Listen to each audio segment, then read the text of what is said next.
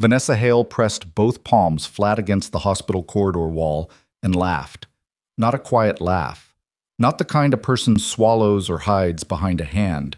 It was open-throated, ugly, the laugh of someone who had been waiting a very long time for this exact moment. The nurses at the station looked up. A orderly pushing a linen cart stopped moving. Damien Moretti stood 20 feet away with blood on his shirt cuff and his face the color of old ash. And Vanessa laughed at him the way you laugh at something that has finally broken the way you always knew it would. Elena was dead. The only woman Damien Moretti had ever loved was dead, and his mistress was laughing in the hallway of the hospital where it happened. If that were you standing in that corridor, if that were someone you loved behind that door, what would you do? If this story already has your heart pounding, you are exactly where you are supposed to be. Hit that like button right now. Drop your city or your country in the comments below. I want to see how far this story travels. And make sure you are subscribed so you never miss what comes next. Stories like this one don't find you twice. Now, let's go back to where it all started. Damien Moretti did not look like the kind of man who could love anything. That was what people said about him, anyway. The people who worked for him said it in whispers, usually after he'd left a room. The people who worked against him said it with more certainty, usually before they stopped being a problem. He was 6'2", broad through the shoulders, with dark hair that had started going silver at the temples sometime around his 38th birthday, and he had the kind of face that made strangers on the street step slightly to the side without knowing why. He moved through the world like weather, like something that was going to happen to you whether you were ready or not. He ran the Moretti Syndicate out of a brownstone on the Upper West Side of a city that had learned over 30 years not to ask too many questions about the Moretti family. The syndicate controlled freight, controlled 3 city councilmen, controlled which construction bids went through, and which ones quietly disappeared. It was not a clean business. Damien had never pretended it was.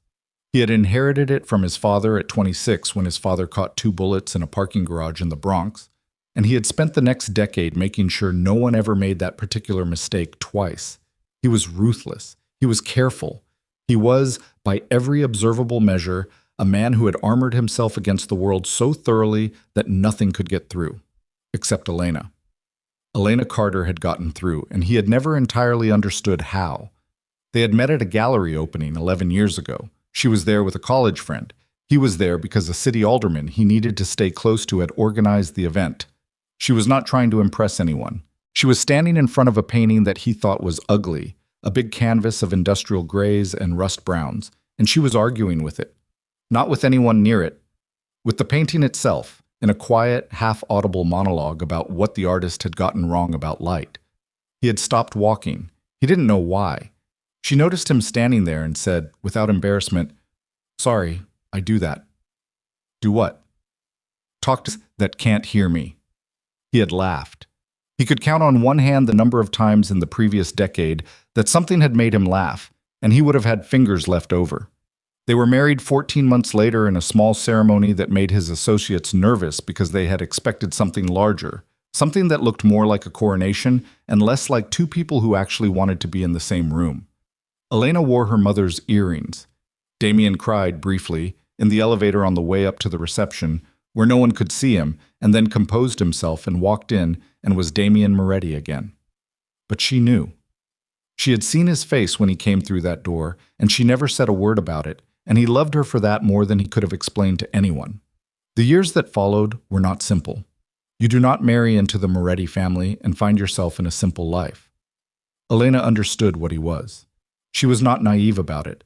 She was a woman who had grown up in a working-class neighborhood in Queens with a father who ran numbers and a brother who'd done 18 months upstate, so she did not flinch at things that would have shattered a different kind of woman. But she had rules. There were things she would not discuss. There were rooms in the brownstone she chose not to enter. And there were nights when he came home with something behind his eyes that she couldn't reach, and she would simply make him sit down and eat something because she had learned that food was the only offering that didn't feel like pity. He was not a good husband in the ways that matter on paper. He was absent too often. He lied sometimes about where he'd been. He carried a weight she was not permitted to share fully, and it pressed on their marriage the way weather presses on old wood, slowly, invisibly, until one day something gives. but he loved her. That part was not complicated. The fertility treatments began in their 4th year of marriage. Elena had known there might be difficulties. She'd been told as much by a doctor years before they met. But knowing a thing in the abstract and living it in practice are two entirely different experiences. The first cycle failed, then the second.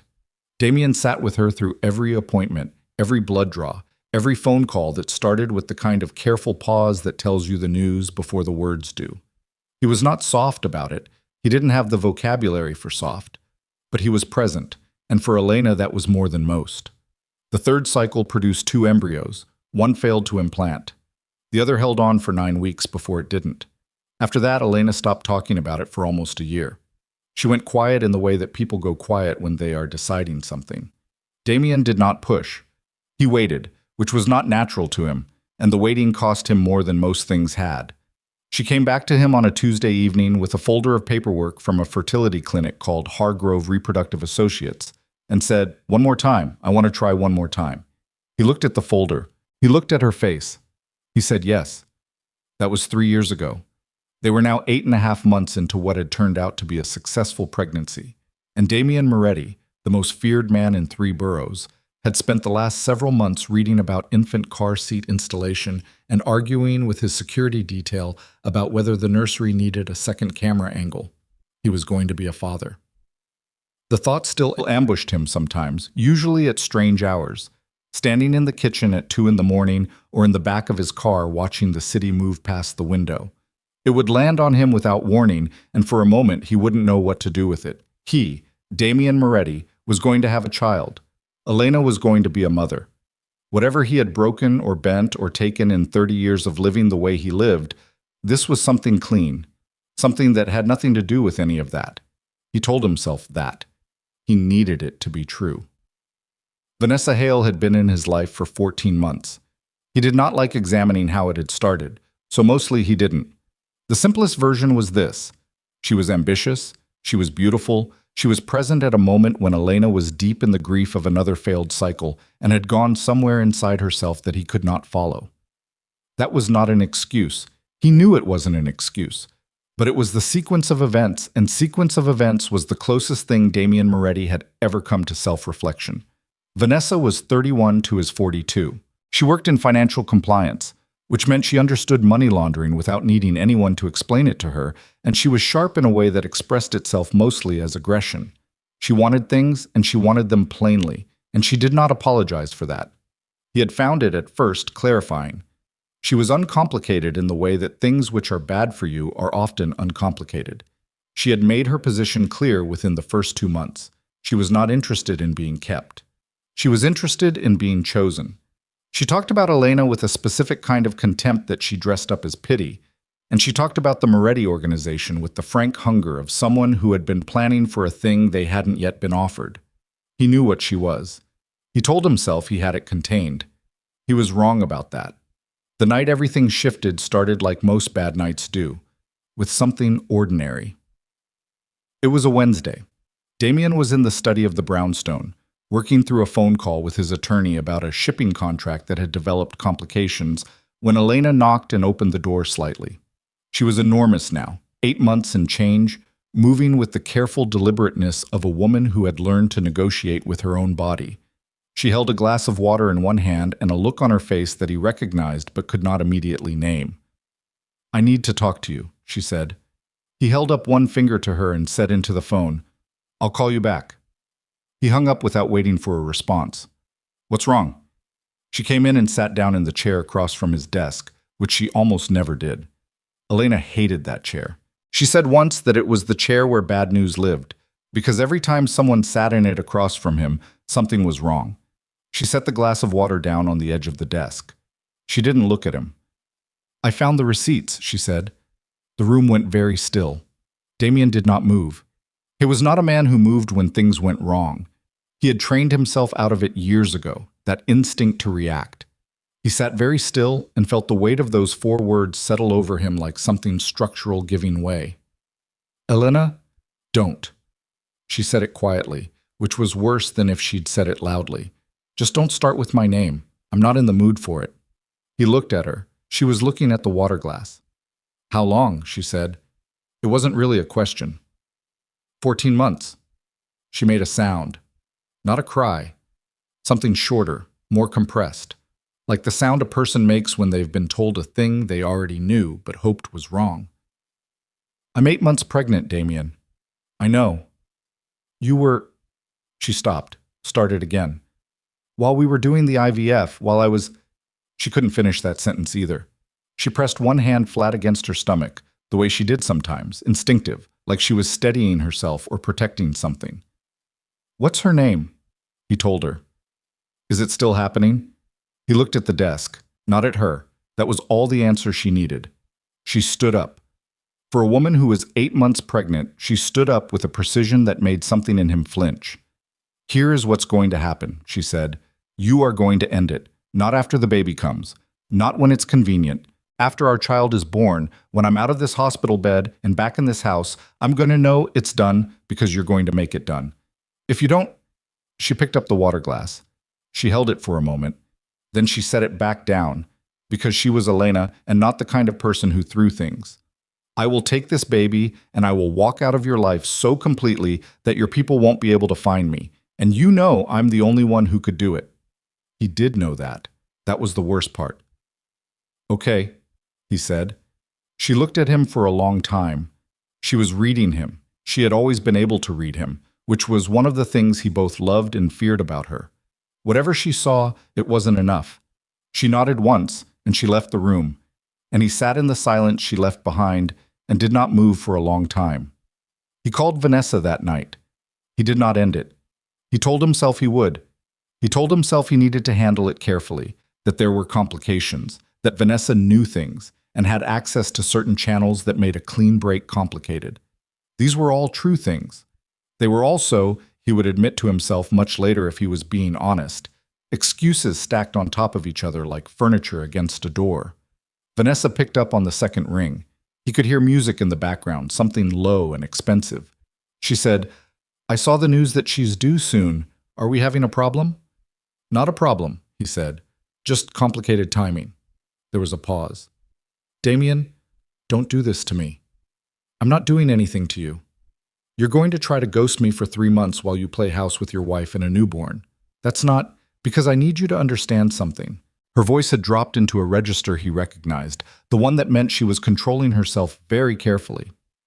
I have not spent 14 months building something with you to become an inconvenience. I'm not going to be your inconvenience. Nobody said you were. Then say what I am. He didn't answer that. The silence stretched. She broke it first. Come see me Thursday. He should have said no. He had meant to say no.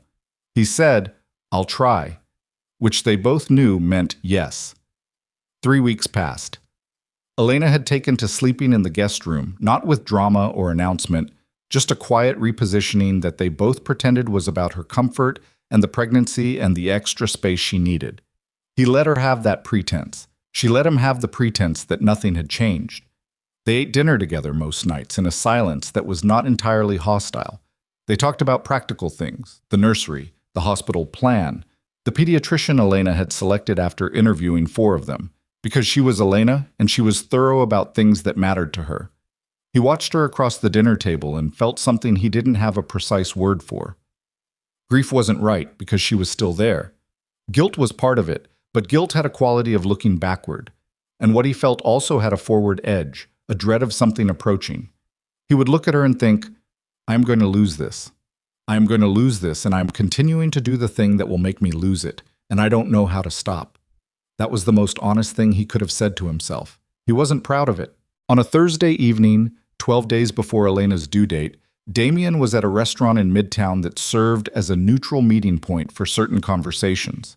He was sitting across from Vanessa in a booth at the back, 2 glasses of wine between them that neither of them was drinking, and Vanessa was talking about the future in the specific way she'd begun doing lately. Not hypothetically, but architecturally, like she was describing a building she was already standing in. After, she was saying, after it's all settled, you'll need to restructure the residential accounts anyway, and I can handle that consolidation without bringing in... His phone rang. The number on the screen was his personal physician's office, the one who handled Elena's care coordination. He picked it up before the second ring. Mr. Moretti. The voice was Dr. Patricia Wellman's nurse. He knew her voice. He'd spoken to her a dozen times in the last year. Elena has been admitted. She came in through the emergency entrance about 20 minutes ago. Dr. Wellman asked me to reach you immediately. There are some complications we need to discuss in person. Everything else in the room stopped mattering. He was standing before he processed that he'd stood. His jacket was in his hand. He said, "What kind of complications?" "She's stable right now, but her blood pressure is—" "Mr. Moretti, you need to come to Greystone Medical. Dr. Wellman will explain when you arrive. Please come now." He was already moving toward the door. Vanessa said, "Damien, what—" "It's Elena." He didn't stop walking. He heard Vanessa say something behind him, but he was already past the bar, already past the hostess stand, already through the door into the cold air, and his driver was at the curb, and he said, "Greystone Medical now, as fast as you can," and they were moving. The drive took 11 minutes. He counted them. He was on the phone with his attorney, then with his chief of staff, then attempting to reach Dr. Wellman directly, and through all of it there was a sound in his head like blood pressure, like something building that had no outlet. She was stable. That was what the nurse said. She was stable. He got out of the car while it was still slowing down. The ER attending met him at the entrance. They knew who he was. They had standing instructions, and walked him through the double doors, explaining in medical language that he processed in fragments. Preeclampsia. Severe range. 34 weeks and 6 days gestation. They'd managed it conservatively this long, but her pressure had spiked catastrophically in the last 40 minutes. There was a decision to be made. Dr. Wellman was with Elena now. They needed him. He walked fast. He was not a man who ran. He had never run from anything. But he walked very fast, and the attending had to move to keep up. Elena was in a room on the 3rd floor, propped up on 2 pillows, a blood pressure cuff on her arm, and an IV line running into the back of her hand and a fetal monitor strapped across her stomach. And she looked at him when he came through the door with the expression of a person who has already made their peace with something and is now waiting for everyone else to catch up. "You came," she said. "Of course I came." He crossed the room and took her hand without thinking about it, the way you do a thing you've done 1,000 times. Her fingers closed around his. "What are they saying?" "C-section. Tonight or tomorrow morning at the latest." She paused. "Baby's heart rate is good. That's what Dr. Wellman keeps saying. Heart rate is good." "Then we focus on that." She looked at him. Something passed across her face that he couldn't read. "You were with her." He didn't answer. "I know you were," she said. "It's fine, Damien. I'm not doing that right now." She shifted slightly against the pillows and winced. "I just need you to be here." "I'm here." "Then be here," she said. "Just actually be here. Not wherever you go in your head. Here. With me." He tightened his hand around hers. He said, "I'm not going anywhere." Dr. Wellman came in 20 minutes later with the recommendation they do the C-section at 6 the following morning, barring any further deterioration in Elena's numbers tonight. She was calm and direct. She'd always been exactly what Elena needed in a doctor. No dramatics, no hedging, just information delivered in a voice that treated you like an adult. Elena asked 3 questions. Damien asked 2. They signed the consent forms. After the doctor left, Elena lay with her eyes on the ceiling for a while, one hand resting on top of her stomach. Damien sat in the chair beside the bed and did not look at his phone. "I used to lie awake," Elena said, "in those years. Between treatments. I used to lie awake and think about what I would feel when it finally worked. What kind of feeling it would be." He watched her. "I thought it would feel like winning something," she said. "But it doesn't feel like that. It feels more like arriving somewhere. Like I've been trying to get to a place and I'm finally here." She turned her head and looked at him. "I'm scared." "I know." "Not of the surgery." She moved her hand in a small dismissing gesture. "I know what scared feels like about the surgery. This is different. It's bigger." "You're going to be a mother," he said. "That's supposed to feel big." She studied his face for a moment. "Are you ready to be a father?" He had been asked this question before by his associates, by his attorney, by his mother in a phone call from Florida 6 months ago. He had always answered it with some variation of practical confidence. He knew the answer that sounded right. He looked at Elena. He said, "I don't know." She seemed to appreciate that more than any other answer would have. She reached out and touched the side of his face, once, briefly, the way you touch something that you're afraid is temporary. "Don't disappear on this child," she said. "Whatever happens with us, don't disappear." He put his hand over hers. He said, "I won't." She fell asleep around 11. He did not leave.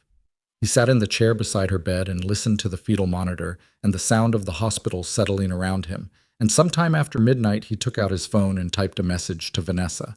It said, "Don't contact me tonight. Something has come up with Elena. I'll call when I can." The response came in 4 minutes. "Is she in the hospital? I saw your driver heading toward Greystone." He stared at that for a moment. He typed back, "Yes, don't." 3 seconds later, "Damien, she's already had the baby, hasn't she? Why aren't you answering me?"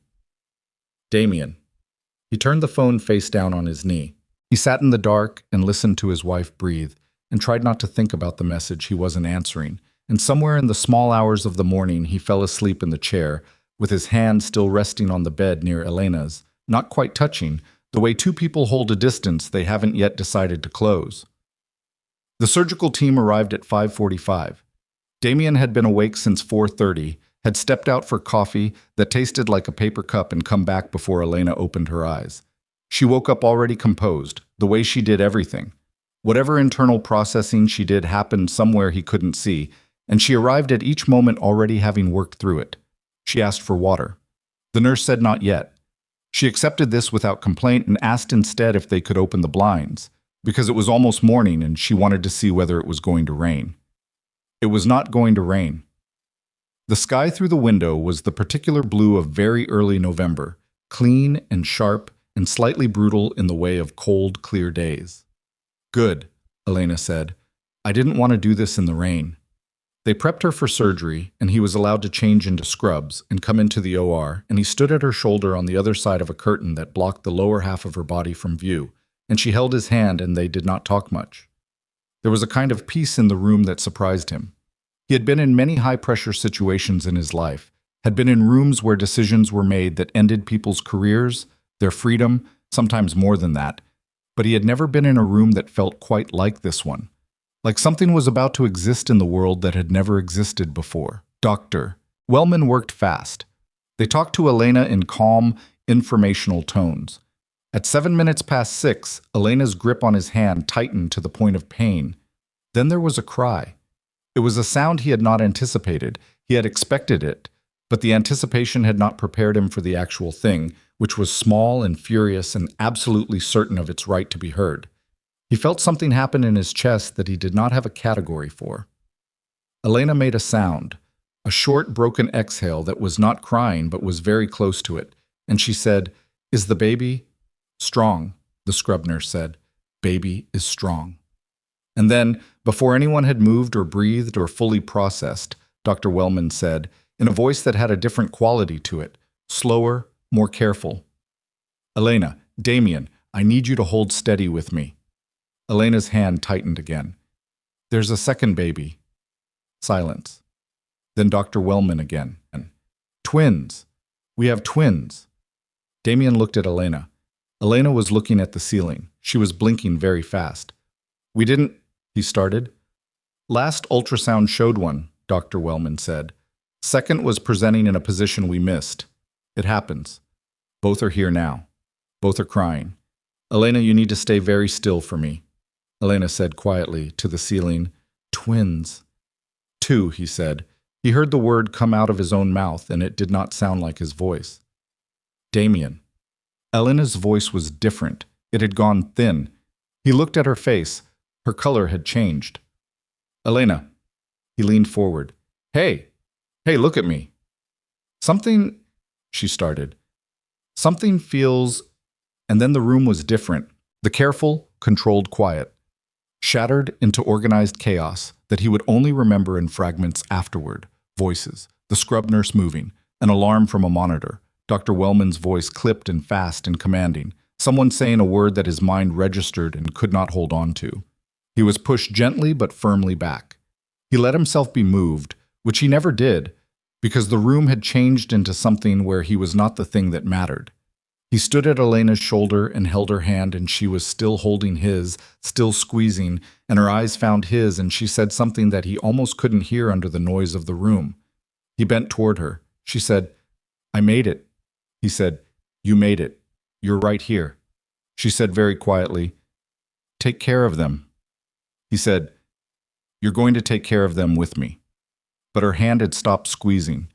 They worked on her for 31 minutes. He knew the time because he watched the clock on the wall of the OR with the attention of a man who has nothing else to hold on to. He stood where they had put him, in the corner, out of the way, and he watched the clock, and he did not look at Elena directly, because looking at Elena directly felt like something that would break him past the point of being useful. He thought, she is not going to die. Damien Moretti's wife is not going to die in a hospital from childbirth in the year she finally got what she spent 7 years trying to get. That is not what happens. At 31 minutes, Dr. Wellman took off her surgical mask and turned and walked toward him, and he knew from the 6 feet of distance between them, before she said a single word, exactly what she was going to say. He did not remember walking out of the OR. He remembered the hallway. He remembered the sound of the 2 babies somewhere behind him, in a warmer, alive and furious and entirely unaware. He remembered standing against the corridor wall with both hands flat against the plaster and his forehead tipped forward, trying to find something solid. He heard footsteps, fast ones, healed ones, someone who had moved through this hospital like they belonged here. He heard a voice he recognized say, "Damien, is she?" He looked up. Vanessa was standing in the corridor in a coat he had bought her, hair perfect, eyes already reading the situation. She had come here. He had told her not to contact him, and she had come here to this hospital, to this floor, to this hallway. He stared at her. She looked at his face and understood.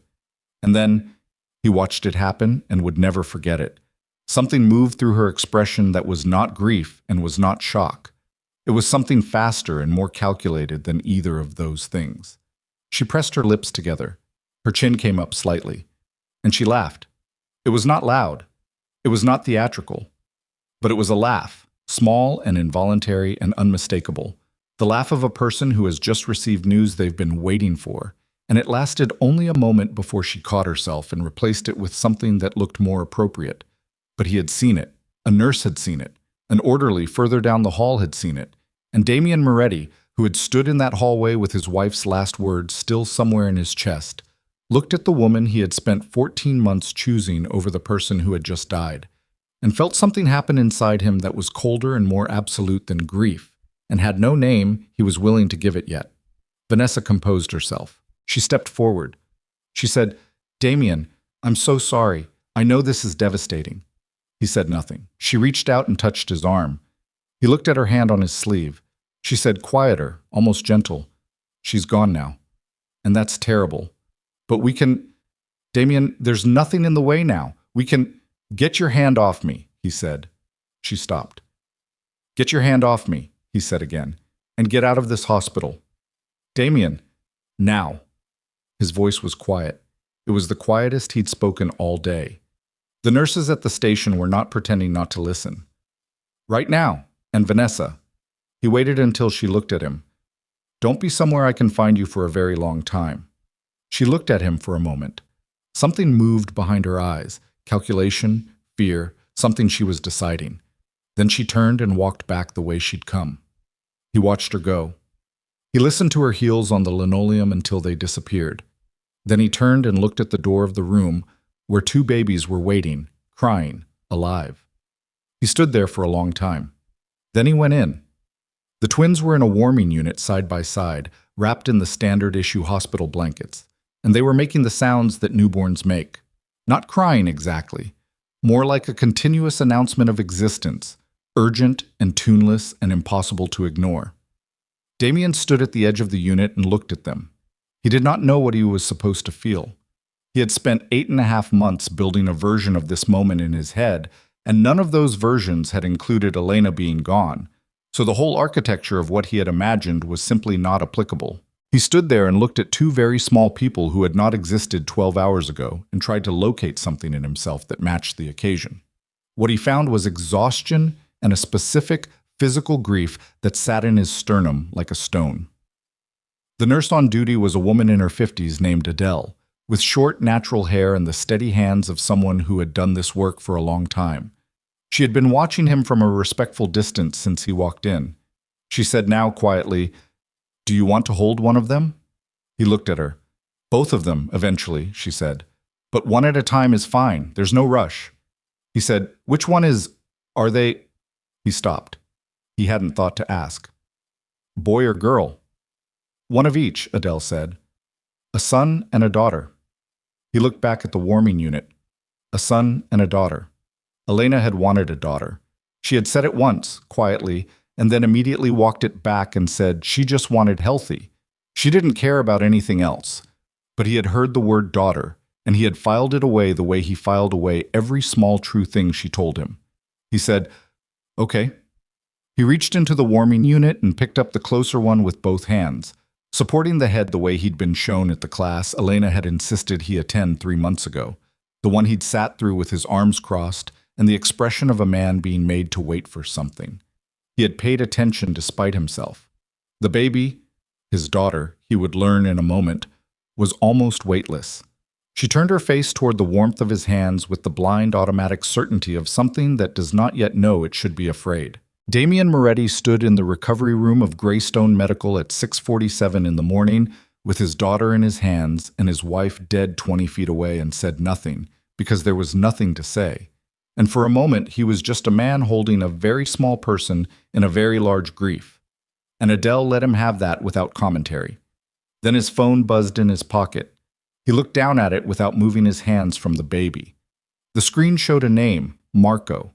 His second, his fixer, the man who had been with him for 15 years and who did not call without a reason. "I need to step out for a moment," he said to Adele. She was already moving toward him. "I'll take her." He transferred the baby carefully and stepped into the corridor and answered. "What?" Marco's voice was low. "We have a situation. Vanessa Hale is in the lobby." Damien went very still. "I told her to leave." "She left the floor." "She didn't leave the building. She's been in the lobby for about 40 minutes talking to someone on her phone. Kai's been watching her. She's made at least 4 calls. A pause. "She's also told 2 different people in the lobby that she's here because her partner was just admitted." Her partner. Her words. Kai heard it directly. Damien pressed the heel of his hand against the wall. "Where is she now?" "Still in the lobby. You want me to have someone walk her out?" He thought about it for exactly 4 seconds. "No, not yet. I want to know who she was calling. Working on it. And Marco." He kept his voice flat. "Nobody touches her. Nothing happens to her in this building. We are in a hospital." "Understood." He hung up and stood in the corridor for a moment. The hallway was beginning to fill with the early shift activity of a hospital morning. Carts moving, a PA system murmuring something indistinct. He could hear the twins from where he stood. He went back inside. He spent the next 2 hours in that room. He held both babies. He sat in the chair beside the warming unit and watched them breathe with the focused attention of a man who has decided this is the only thing happening in the world right now. Adele showed him how to check the swaddle was tight enough. He did it wrong twice and right on the 3rd try. The boy, when he was placed in Damien's arms, looked up at him with the unfocused, searching gaze of something that is trying to understand a universe it has just arrived in. And Damien thought, with a clarity that surprised him, "I have to be different than I was. Starting right now." He did not know if he believed it was possible, but he thought it. His attorney arrived at 9:15. Franklin Reese was 62, trim, with the manner of a man who had spent 40 years knowing things he couldn't say in court, and he came in with a leather portfolio and a face that was appropriately grave. He had liked Elena. That was not something Damien could say about many of the people in his professional orbit. They stepped outside the room.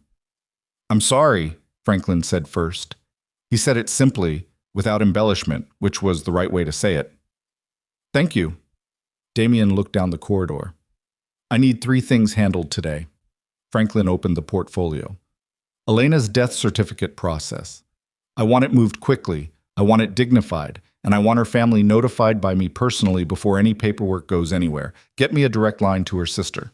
Elena's sister, Rachel, lived in Portland and had not been close in recent years. There had been a falling out over something that Elena had never fully explained to him. But she was family and she had the right to hear it from him, not from a form. Second, the clinic, Hargrove Reproductive Associates. I want everything we have on them pulled. Every communication, every document from Elena's file. Everything. Franklin looked up briefly. Any specific reason or not yet? Just pull it. He had a thought that was not yet a thought, more like a vibration, something his instincts were registering that his conscious mind hadn't caught up to. He had learned to respect that feeling. Third, Vanessa Hale. Franklin's expression remained professionally neutral. What about her? She's in the lobby of this building. She's been telling people she's here because her partner is admitted. Franklin wrote something without commenting. I want to know exactly what her legal exposure is if I choose to terminate any informal arrangement. What she knows, what she can use, what she can't. I need a complete picture. That may take a few days. Then start today. Franklin closed the portfolio. He hesitated for a moment, which he almost never did. Damien, the woman is in the lobby of the hospital where your wife just died. That's not a manageable problem kind of situation. That's something else. I know what it is. She's going to want to be in your life. Officially, she's going to push. I know that too. Then, Franklin, he said it quietly. I held my children this morning. My wife died in the room next to them. I have about 18 things that need to be handled, and I am handling them in order of urgency. You're handling the parts I'm asking you to handle. Can you do that? Franklin said, yes. Good. Damien looked at the door of the room. Give me a minute before you leave. I'll walk you to the elevator. He went back in and told Adele he was stepping away for a short time and that no one, was to enter the room with the babies who was not on the approved medical team. And if someone presented themselves as family, she was to call the number he'd put in his contacts under his name before verifying anything. Adele, who had been a NICU nurse for 23 years and had seen many things, simply nodded and said, of course. He walked Franklin to the elevator. On the way back, he took the route that went past the lobby overlook. He stopped at the railing and looked down. Vanessa was still there. She was sitting in one of the chairs near the entrance atrium, legs crossed, phone in her lap. She was not looking at her phone. She was looking across the lobby with the expression of someone who is waiting and has decided to be patient about it. As if she felt the change in the air, she looked up. She found him at the railing immediately. She did not look guilty or caught. She held his gaze with a steadiness that told him she had been preparing for this moment, had been rehearsing it maybe on those 4 phone calls in the lobby. She stood up. He turned and walked away. He heard her moving below, heard the click of the atrium stairs, and he lengthened his stride without running. He got back through the maternity ward doors, and they swung closed behind him, and he went to the nurse's station and said to the woman at the desk, there is a woman downstairs who may try to come to this floor. Dark coat, late 20s, dark hair. She's not cleared to be here. If she presents herself, you call security and you call me. He put his card on the desk. In that order. The nurse looked at the card. She looked at his face. She picked up the card. He went back to his children. By 11 in the morning, he had been awake for approximately 30 hours, and it was starting to show in the small ways it always showed with him. Not disorientation. He didn't get disoriented, but a kind of paring down, where the things he could afford to spend energy on became fewer, and he moved between them with greater efficiency and less flexibility. He sat with the twins, and he called Elena's sister Rachel, and that phone call was the hardest thing he'd done in a long time, which was notable given the life he'd lived, because Rachel cried in a way that made everything real in a different register, and there was nothing for him to manage or control about her grief. It was just her grief, and he had to sit inside the phone call and be present for it without being able to fix a thing. Rachel said, at the end, she loved you, Damien. She always loved you, even when she was furious with you. A pause. She told me about the affair. He said, I know she would have. She wasn't calling to complain. She was asking me if I thought she was making the right decision, staying, giving it another chance. Another pause, longer. I told her yes. He had nothing to say to that. I'm coming, Rachel said. I'll be there by tomorrow evening. I'll have someone meet your flight. He hung up and sat with that for a while. Marco called at noon. She's still in the building, he said. Different floor now. She took the elevator to 4 and she's been sitting in the family waiting area near cardiology for the last hour and a half. She ordered coffee from the cart. She ordered coffee. Yes. Damien thought about that. Vanessa Hale, sitting in a hospital waiting area, drinking coffee, waiting out the situation with the patience of someone who had decided this was a negotiation she was going to win. He knew her. He knew the way her mind worked. She was not here out of grief or sentiment. She was here because Elena's death had changed the map of what was possible, and she was repositioning. Marco, he said. Her car. What's she driving? The Audi. The gray one you... A slight pause. The gray one. Is Sal available today? I can get him? Tell him to make sure the parking garage footage from this morning is preserved. All of it.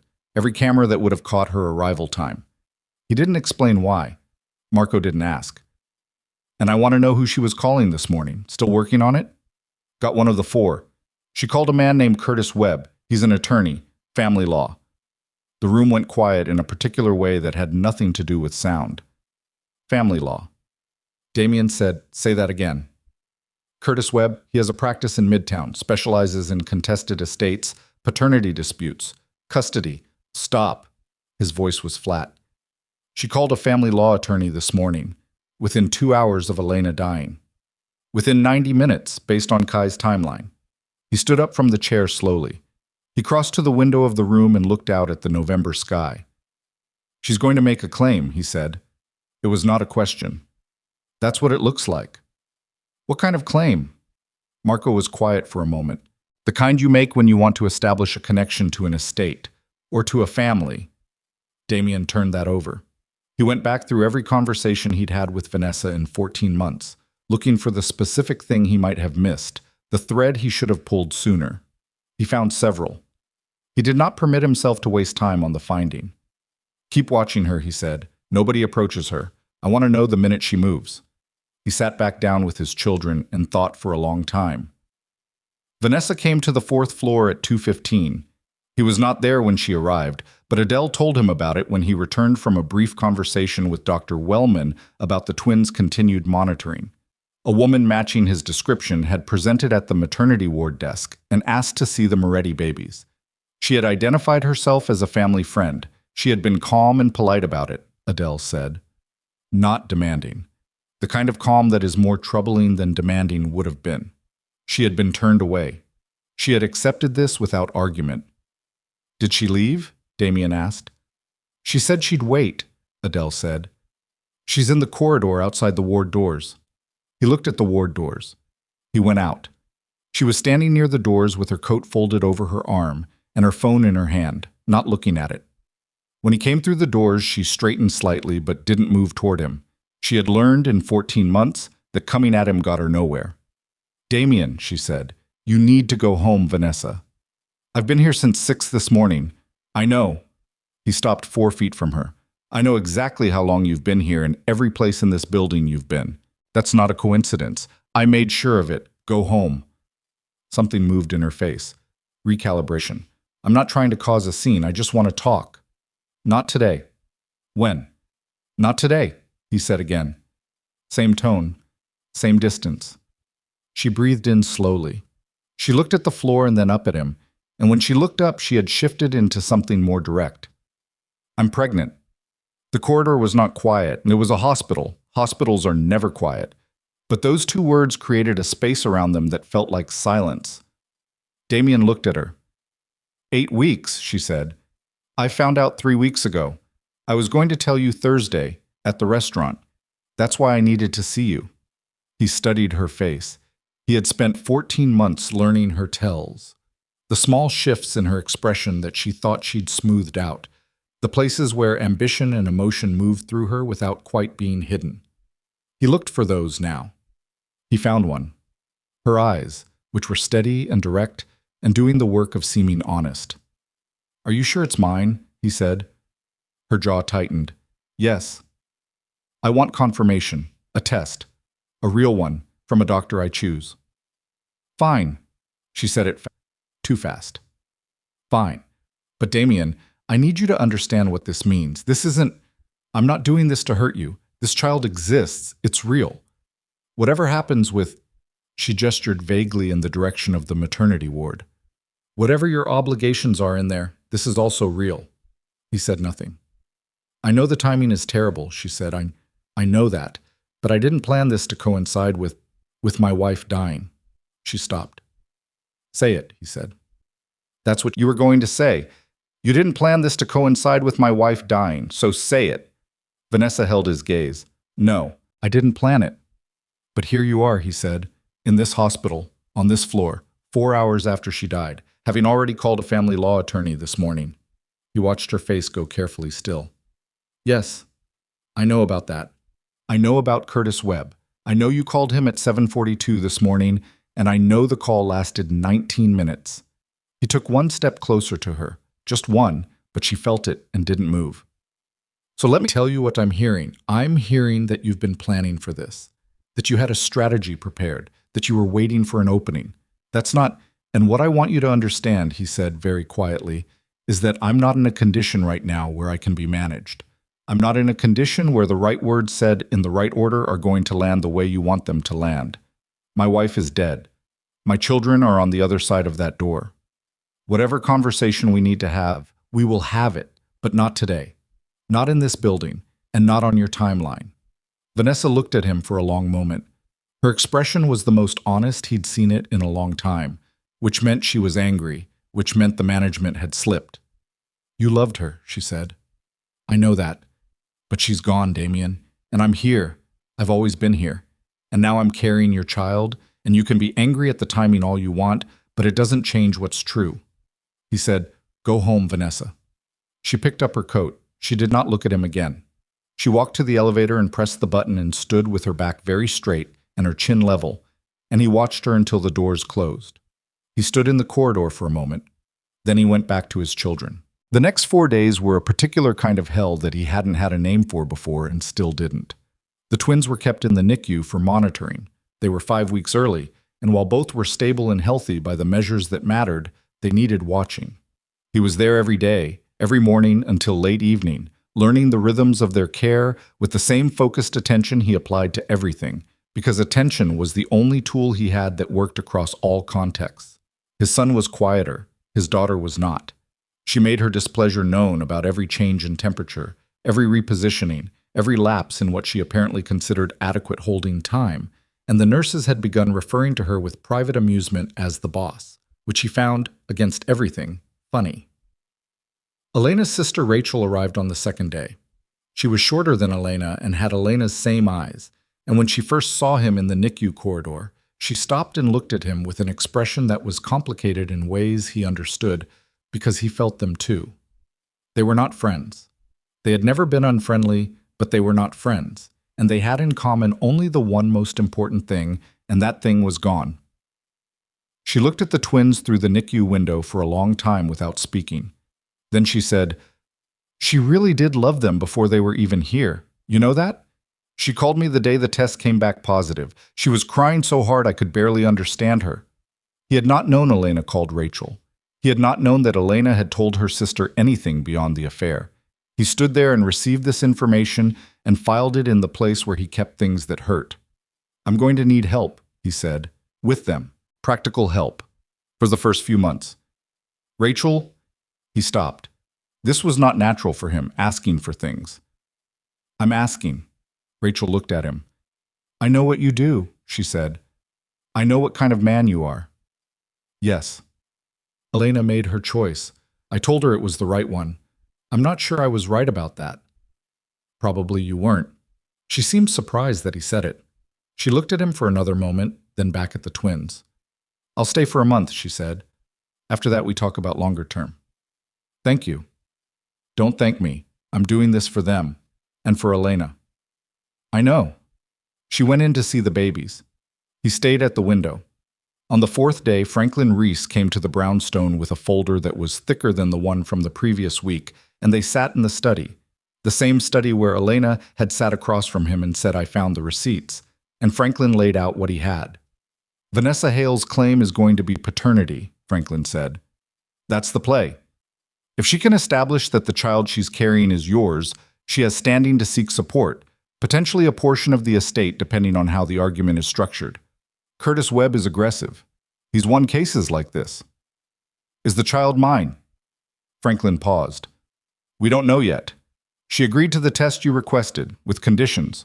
She wants the test done by a specific lab, not one of yours. Why? That's the right question. Damien looked at the folder. What else? This is where it gets more complicated. Franklin slid a page across the desk.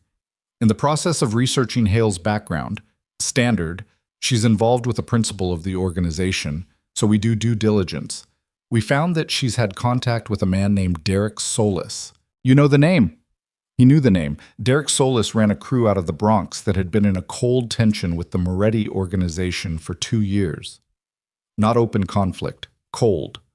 What kind of contact? Regular, going back at least 10 months. They've been in the same location, the same specific location, a restaurant in Riverdale, 9 times in the last year. 3 of those overlapped with periods when you and Vanessa were actively in contact. Damien looked at the page.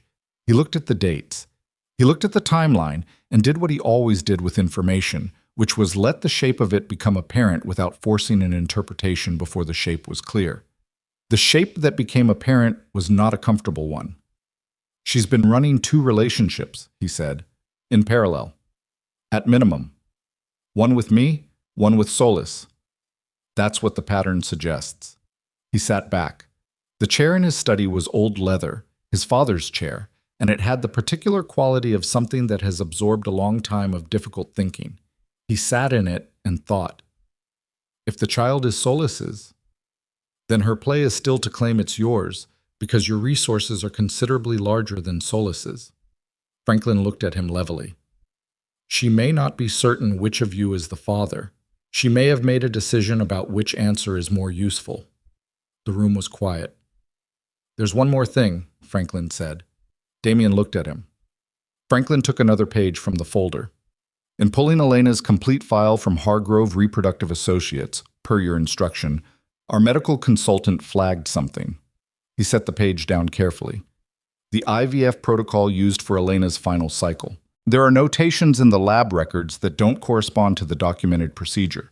Specifically, the embryo transfer documentation has what our consultant describes as inconsistencies.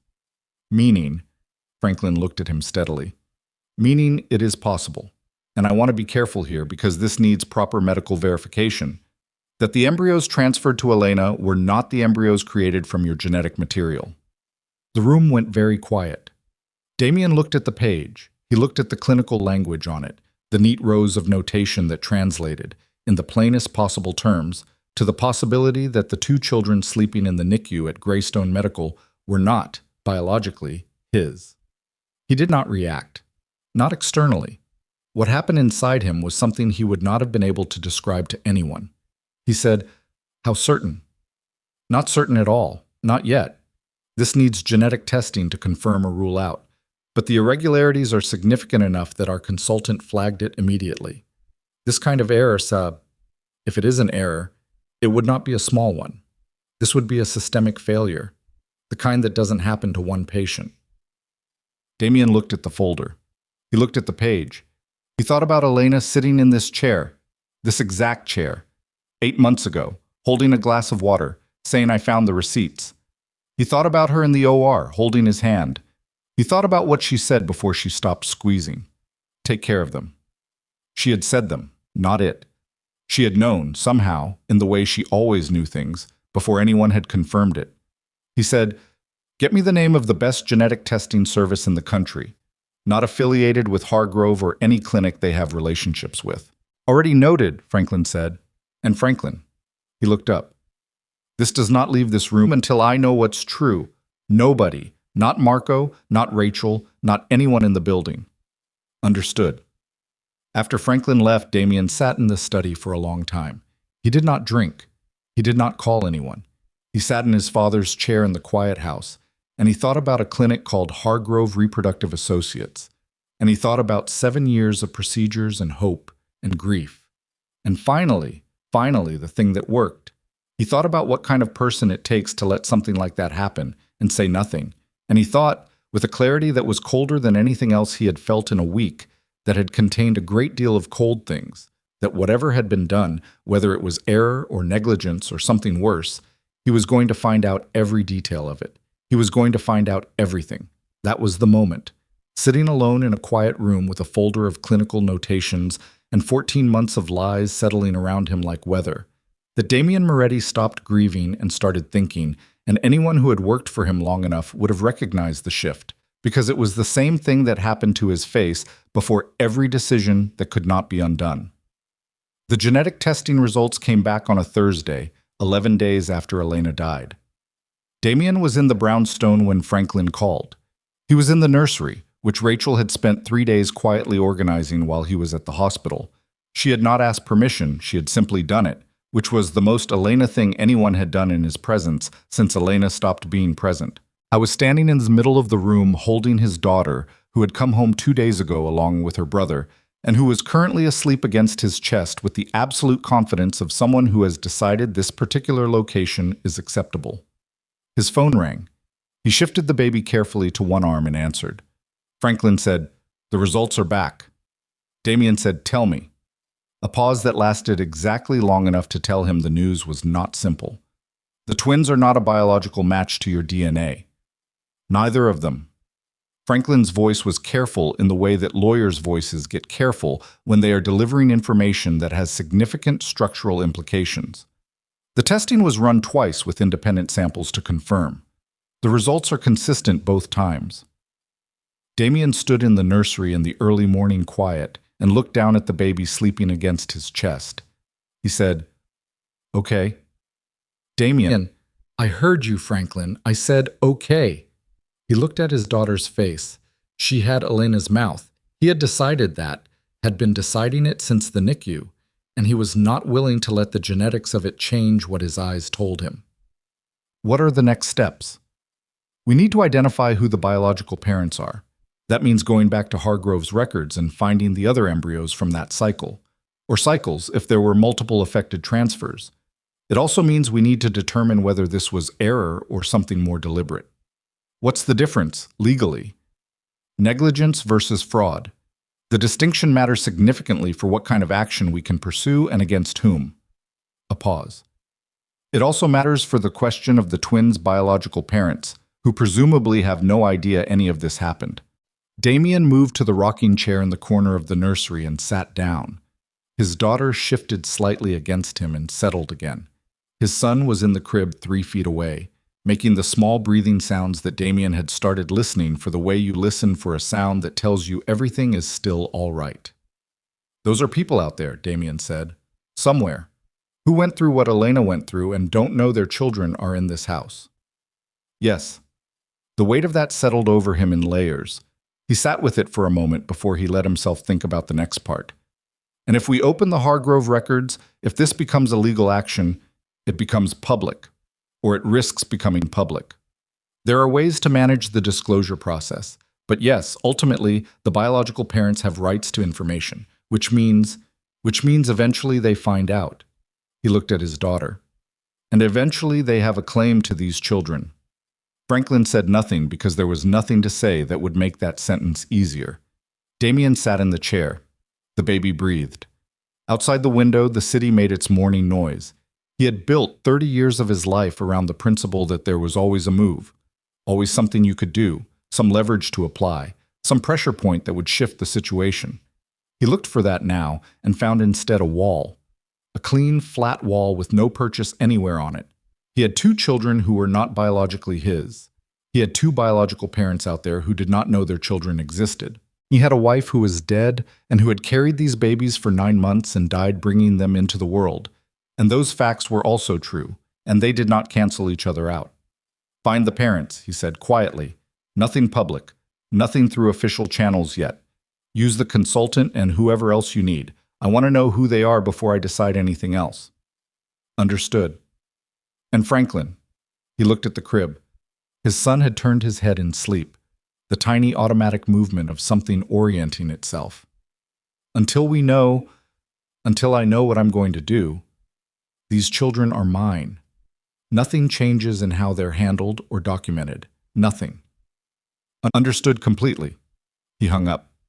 He sat in the nursery until Rachel knocked at 7:30 to take the morning feeding, and he handed over his daughter without speaking. and Rachel looked at his face and said nothing because she had enough sense to read when silence was the only appropriate response. He went to the study and sat at his desk and did not do anything for 17 minutes. He did not call anyone. He did not open his computer. He sat in his father's chair and stared at the wall and did the thing he almost never permitted himself, which was to feel the full weight of a situation before deciding how to carry it. Elena had carried those children. She had wanted those children. She had called Rachel in tears the day the test came back positive.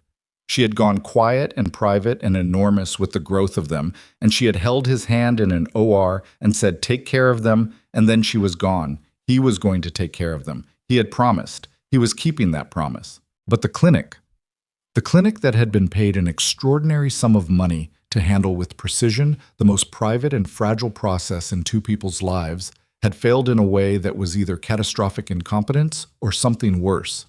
He intended to find out which. He called Marco at 7:47. "I need a background poll on Hargrove Reproductive Associates," he said. "Complete. Ownership structure, licensing history, any complaints filed with the state medical board, any civil actions that were settled quietly, any staff changes in the last 5 years. Everything." Marco said, "Timeline?" "Yesterday." "I'll have for another moment." Then he did something he had not done yet in the 11 days since Elena died. He opened his desk drawer and took out the envelope that had been sitting there since before the hospital, the one Elena had left on his desk the night before she was admitted, that he had found the following afternoon when he came home for a change of clothes and could not make himself open. It was not sealed. She had left it folded, not sealed, which was either deliberate or characteristic of her. Elena had never been a person who locked things. She left things open so that people could choose whether to enter. He unfolded it. Her handwriting was small and even, the handwriting of someone who had been a meticulous student and never lost the habit. "Damien, I don't know if you'll read this before or after. I don't know what after is going to look like exactly. The doctors have been reassuring in the way that people are reassuring when they're also preparing you. I'm not afraid. I want you to know that, not because I'm being brave, but because it's actually true. I've been more afraid in doctors' offices waiting for test results than I am right now. Whatever happens in that OR, I will have had this. I will have gotten here. I need to tell you something about the clinic, about Hargrove. There was a woman in the waiting room the last time I was there for the retrieval, 6 weeks ago. She was crying in that quiet way people cry in medical waiting rooms, where they're trying not to make it anyone else's problem. I asked her if she was all right. She told me she was there to get information about what happened to her embryos from a previous cycle. She said the clinic had given her answers that didn't match up, that the timing was wrong, that something about the paperwork didn't line up. She had a lawyer with her. I didn't think much of it at the time. I had my own appointment to get to. But I've thought about it since, especially in the last few weeks when I've had a lot of time to lie still and think. I don't know what it means, if anything. It probably means nothing. But if it does mean something, if you ever find yourself looking into it, the woman's name was Paula Brennan. She mentioned her name when she was talking to the front desk, and I remember it because it was my grandmother's name. Take care of them, Damien. Take care of you. E. He read it twice. Then he folded it along the original crease and held it in both hands for a moment. She had known something was off. She had filed it and carried it and put it in a letter he might or might not have read, because that was how she handled the things she wasn't sure about. She recorded them and let time decide if they mattered. They mattered. He put the letter in his jacket pocket. He picked up his phone and called Franklin. "I have a name," he said. "Paula Brennan. She may have been a patient at Hargrove around the same cycle as Elena. She had a lawyer with her at the clinic 6 weeks ago and was asking questions about embryo transfer documentation. Find her." Franklin was quiet for a moment. "Where did you get the name?" "Elena left it." Another pause. "I'll find her." Marco's background pull on Hargrove Reproductive Associates came in at 4:15 in the afternoon, delivered in person because the content was not the kind of thing Marco put in a message. He sat across from Damien in the study with a printed summary and walked through it in his precise, unhurried way. The clinic had been founded 14 years ago by a Dr. Alan Hargrove, now 61, who had a solid early reputation and 3 medical board commendations in his first decade. 4 years ago, the clinic had been acquired by a holding company called Vantara Health Partners.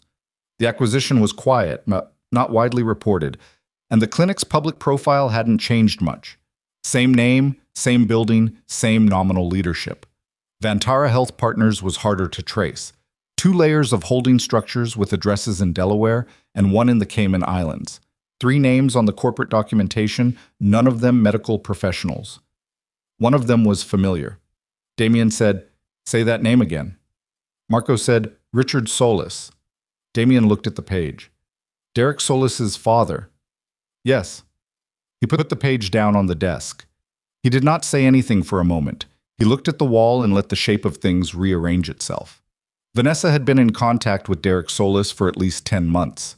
Derek Solis's father owned the holding company that had acquired the clinic that had mishandled Elena's IVF procedure. The clinic that had potentially transferred the wrong embryos to Elena. The wrong embryos, which meant somewhere there was a biological family missing children they didn't know existed, and somewhere there was another family raising children who were not genetically theirs. "How deep does it go?" Damien said. Marco said, "We don't know yet. It could be coincidence." "No," Damien said, "it's not coincidence." He stood up and went to the window. The city was doing its late afternoon thing outside, golden and indifferent. He looked at it and thought about 14 months. He thought about Vanessa and her specific kind of intelligence, the way she always positioned herself, the way she talked about the organization with the frank appetite of someone who has been planning for something. "She knew," he said, "or she found out. She found out about the clinic connection, and she didn't tell me. We don't know that for certain." "Marco." He turned from the window. "She called a family law attorney 90 minutes after Elena died. She's been seeing Derek Solis for 10 months. Derek Solis's father owns the company that controls the clinic where Elena's IVF was done. If that's coincidence, it is the most expensive coincidence I have ever seen." He looked at Marco. "Find out what Vanessa knew and when she knew it. I don't care how. Find out." Marco nodded. "And Solis?" Damien thought about that. The situation with Derek Solis was old and layered. 2 years of cold tension that had stayed cold because both sides had calculated that open conflict cost more than the alternative. That calculation was now different. But he was not going to move on Solis blind, not with this much uncertainty about the shape of what was underneath. "Not yet," he said. "Information first. Everything else after." Franklin called the next morning. He had found Paula Brennan. She was 34, a primary school teacher who lived in a brownstone in Park Slope with her husband, Owen, who worked in architectural drafting. They had been patients at Hargrove 2 years ago. Their IVF cycle had produced 3 viable embryos. 1 had been transferred. It failed to implant. The remaining 2 were held in storage. 8 months ago, Paula had received a notification from the clinic that one of the stored embryos had been damaged during a routine maintenance procedure. The clinic expressed regret and offered a partial refund of storage fees. Paula had accepted the explanation initially. Then she started asking questions. The timing of the notification didn't match the maintenance logs. The paperwork describing the damage was inconsistent with standard clinic protocols. Her attorney had attempted to access the full embryo handling records and had been met with delays, requests for additional documentation, and in one case, a lost file. "She's been fighting them for 7 months, Franklin said, quietly, because she doesn't want it public, and also because her attorney told her they'd settle rather than litigate if she was patient enough. But the settlement offer that came in last week was insulting and included a comprehensive NDA. Damien said, "She didn't take it. She hasn't responded yet. She has until Friday. Call her attorney today. Tell him we want a meeting. Tell him we are in a position to significantly expand the scope of what he's currently pursuing, and that we are prepared to provide resources that make this not a quiet settlement, but something that destroys the clinic's ability to do this to anyone else." He stopped. "And tell him to tell Paula that her name came from Elena Moretti. She'll understand why that matters." A silence. Then Franklin said, "Are you sure you want to open this fully? Once we pull on this with resources, it's already open, Franklin. It's been open since before Elena was admitted to that hospital. I'm just the last one to find out." He stood up from the desk. "Set the meeting." The meeting happened 2 days later in a conference room at Franklin's firm. Paula Brennan came with her attorney, a compact man named Stephen Chu, who wore a very good suit and had the eyes of someone who does not get surprised by things. Paula herself was small and fair-haired and had the particular composure of a person who has been holding a very hard thing together for a very long time by sheer force of intention. She looked at Damien when he came in and held out her hand and said, "I'm sorry about your wife." He took her hand. "I'm sorry about what was done to you." They sat down. The attorneys talked first. Franklin laid out the scope of what the genetic testing had revealed, that the embryos transferred to Elena were not a match to Damien's genetic profile, which meant they had originated from another patient's cycle, which meant the clinic had either catastrophically mishandled sample identification or had done something more deliberate. Paula Brennan sat very still through this. Her attorney was taking notes. Her hands were flat on the table. "We believe," Franklin said, "that the embryos transferred to Elena Moretti were yours." Paula looked at her attorney. Her attorney stopped writing. "We need genetic confirmation," Franklin continued. "With your consent, of course. But the timing of your cycle, the documentation inconsistencies you've already identified, and the results of our testing are consistent with the transfer mix-up during the period when both your cycle and Mrs. Moretti's cycle were active at the clinic." Paula said quietly, "Are you telling me that my children—" She stopped, started again. "Are you telling me that there are children who are biologically mine?" Franklin said, "We believe so, yes." The room was very quiet for a moment. Then Paula Brennan put both hands over her face, and her shoulders shook once, and she pulled her hands down and looked at the ceiling and breathed in slowly. Her attorney put a hand on her arm. She sat like that for 30 seconds, maybe 40, and then she looked back at the table and said, "What do we do?" "That," Damien said, "is what we're here to figure out." He said it as steadily as he could, because the question had been sitting in him since Franklin's first call, and he still did not have a clean answer to it. What he had was the beginning of one.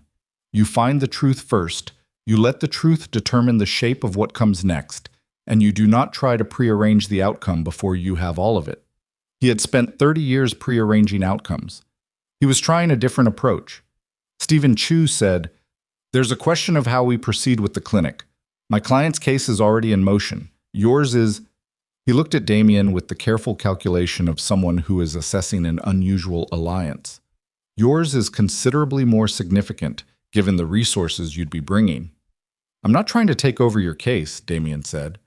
"I'm trying to make sure neither of us walks away from this with a settlement and an NDA. I want the clinic shut down.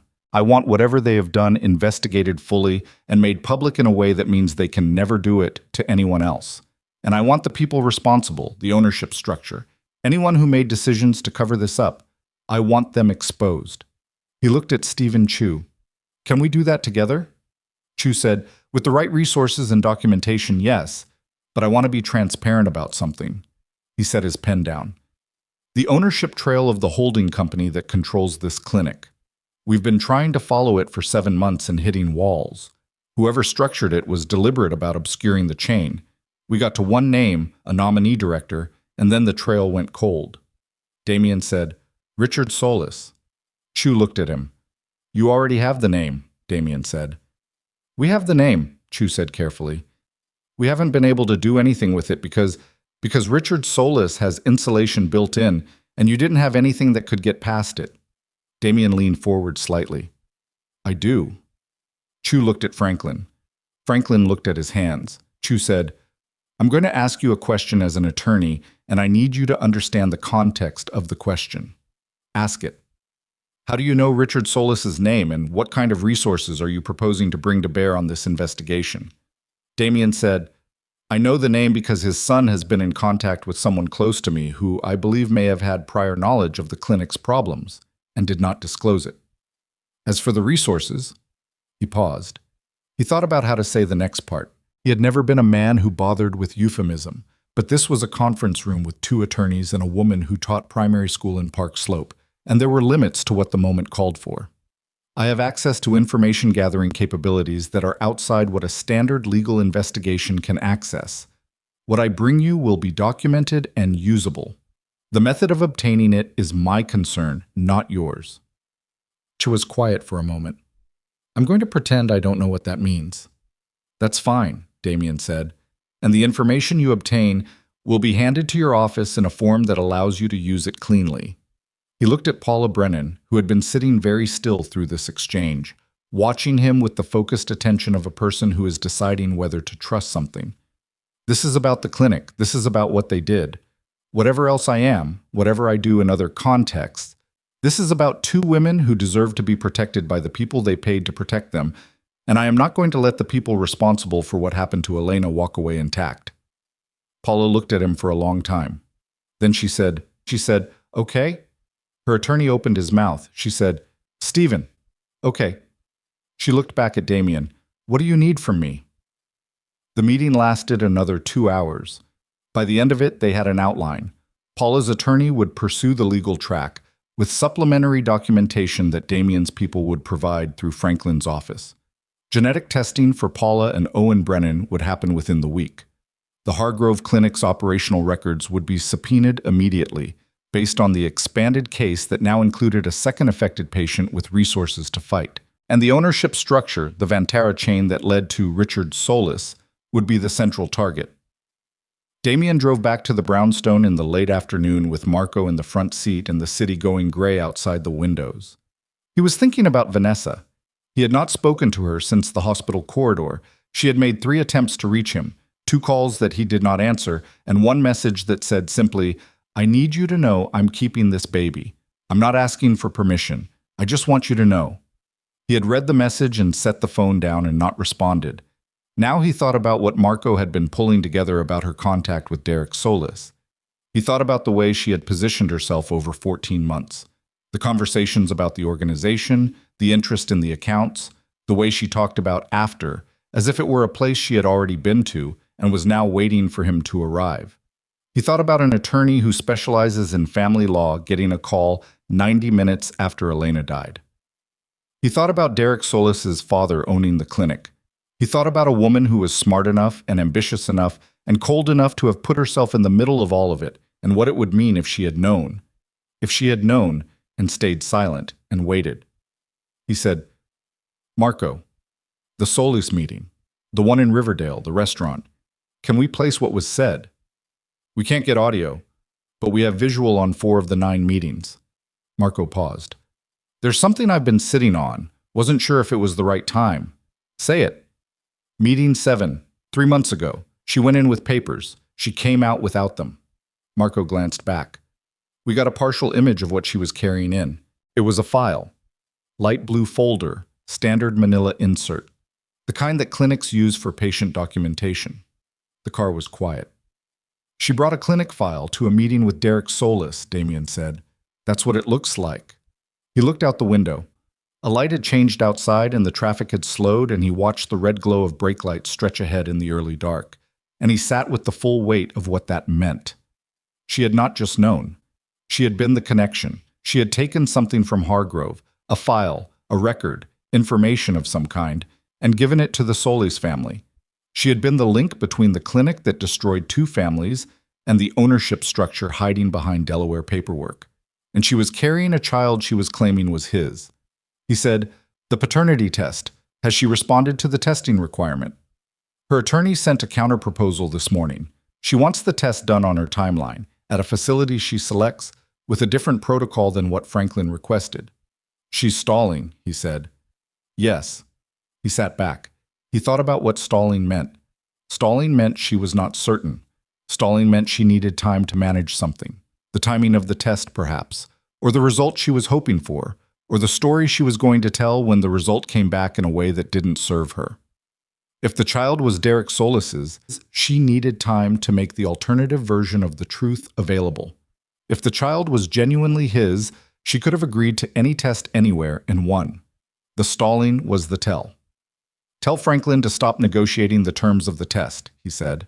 Tell him to file a motion requiring testing at a court-appointed facility on a court-determined timeline. She wants to go through attorneys. We go through attorneys. That escalates things publicly. I know. He looked at Marco. I'm done with things being managed quietly. I've been managing things quietly for too long. Marco looked at him for a moment, then turned back to the front. The brownstone was quiet when he got home. Rachel had the twins in the living room, both of them on a blanket on the floor, in the particular day's satisfaction of babies who have recently been fed. She looked up when he came in and read his face with the quick accuracy she'd inherited from her sister. She said, "Bad day." Complicated day. Those are the same thing. He sat down on the floor near the blanket without taking off his coat. His daughter looked at him with the unfocused but directional gaze she'd been developing over the past week, the one that suggested she was beginning to understand that certain faces meant certain things. He thought that was possibly the most startling thing he had ever witnessed, that slow dawn of recognition, that first evidence of a mind assembling itself. He said, "Rachel, I need to tell you something." She sat down across from him on the other side of the blanket. He told her, all of it. The genetic results, Paula Brennan, the clinic, the ownership chain. He told her simply and in order, without softening it, because Rachel was the kind of person who handled truth better than she handled managed versions of it. When he finished, she was quiet for a long time. His son had fallen asleep. His daughter was still looking at him. Rachel said, "So they have parents somewhere?" "Yes. Biological parents who don't know. We're working on that. We think we found them." She looked at the babies. "What are you going to do?" He looked at them too, his daughter, his son. 11 days old and already the most catastrophically complicating factor in his life. And he was aware that he did not want to give them back. He was aware that this was not a feeling he could make into a policy. "I'm going to find out what's true," he said. "All of it. About the clinic, about Vanessa, about every piece of this. And then..." He stopped. "And then I'm going to try to do the right thing." Rachel looked at him. Something crossed her face that might have been surprise, or might have been something more complicated than that. "Elena would appreciate hearing that," she said. "The right thing. From you." He said, "I know." He looked at his daughter on the blanket and felt the full impossibility of everything at once. The grief for Elena, the rage at the clinic, the cold, specific fury building toward Vanessa. The gentler and more terrifying thing he felt when he looked at two small faces that were not biologically his, and understood that biology had nothing to do with what he felt when he held them. And then his phone rang. He looked at the screen. The number was not saved. The area code was local. He answered it. The voice on the other end was male, low, with a quality he recognized as controlled, the voice of someone who has practiced what they're going to say and is executing from memory. "Mr. Moretti, my name is Owen Brennan. My wife called me after your meeting today." A pause.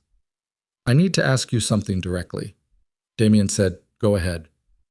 "The children, the ones who were born to your wife." He stopped. He controlled something in his throat and continued. "Are they all right?" Damien looked at his daughter.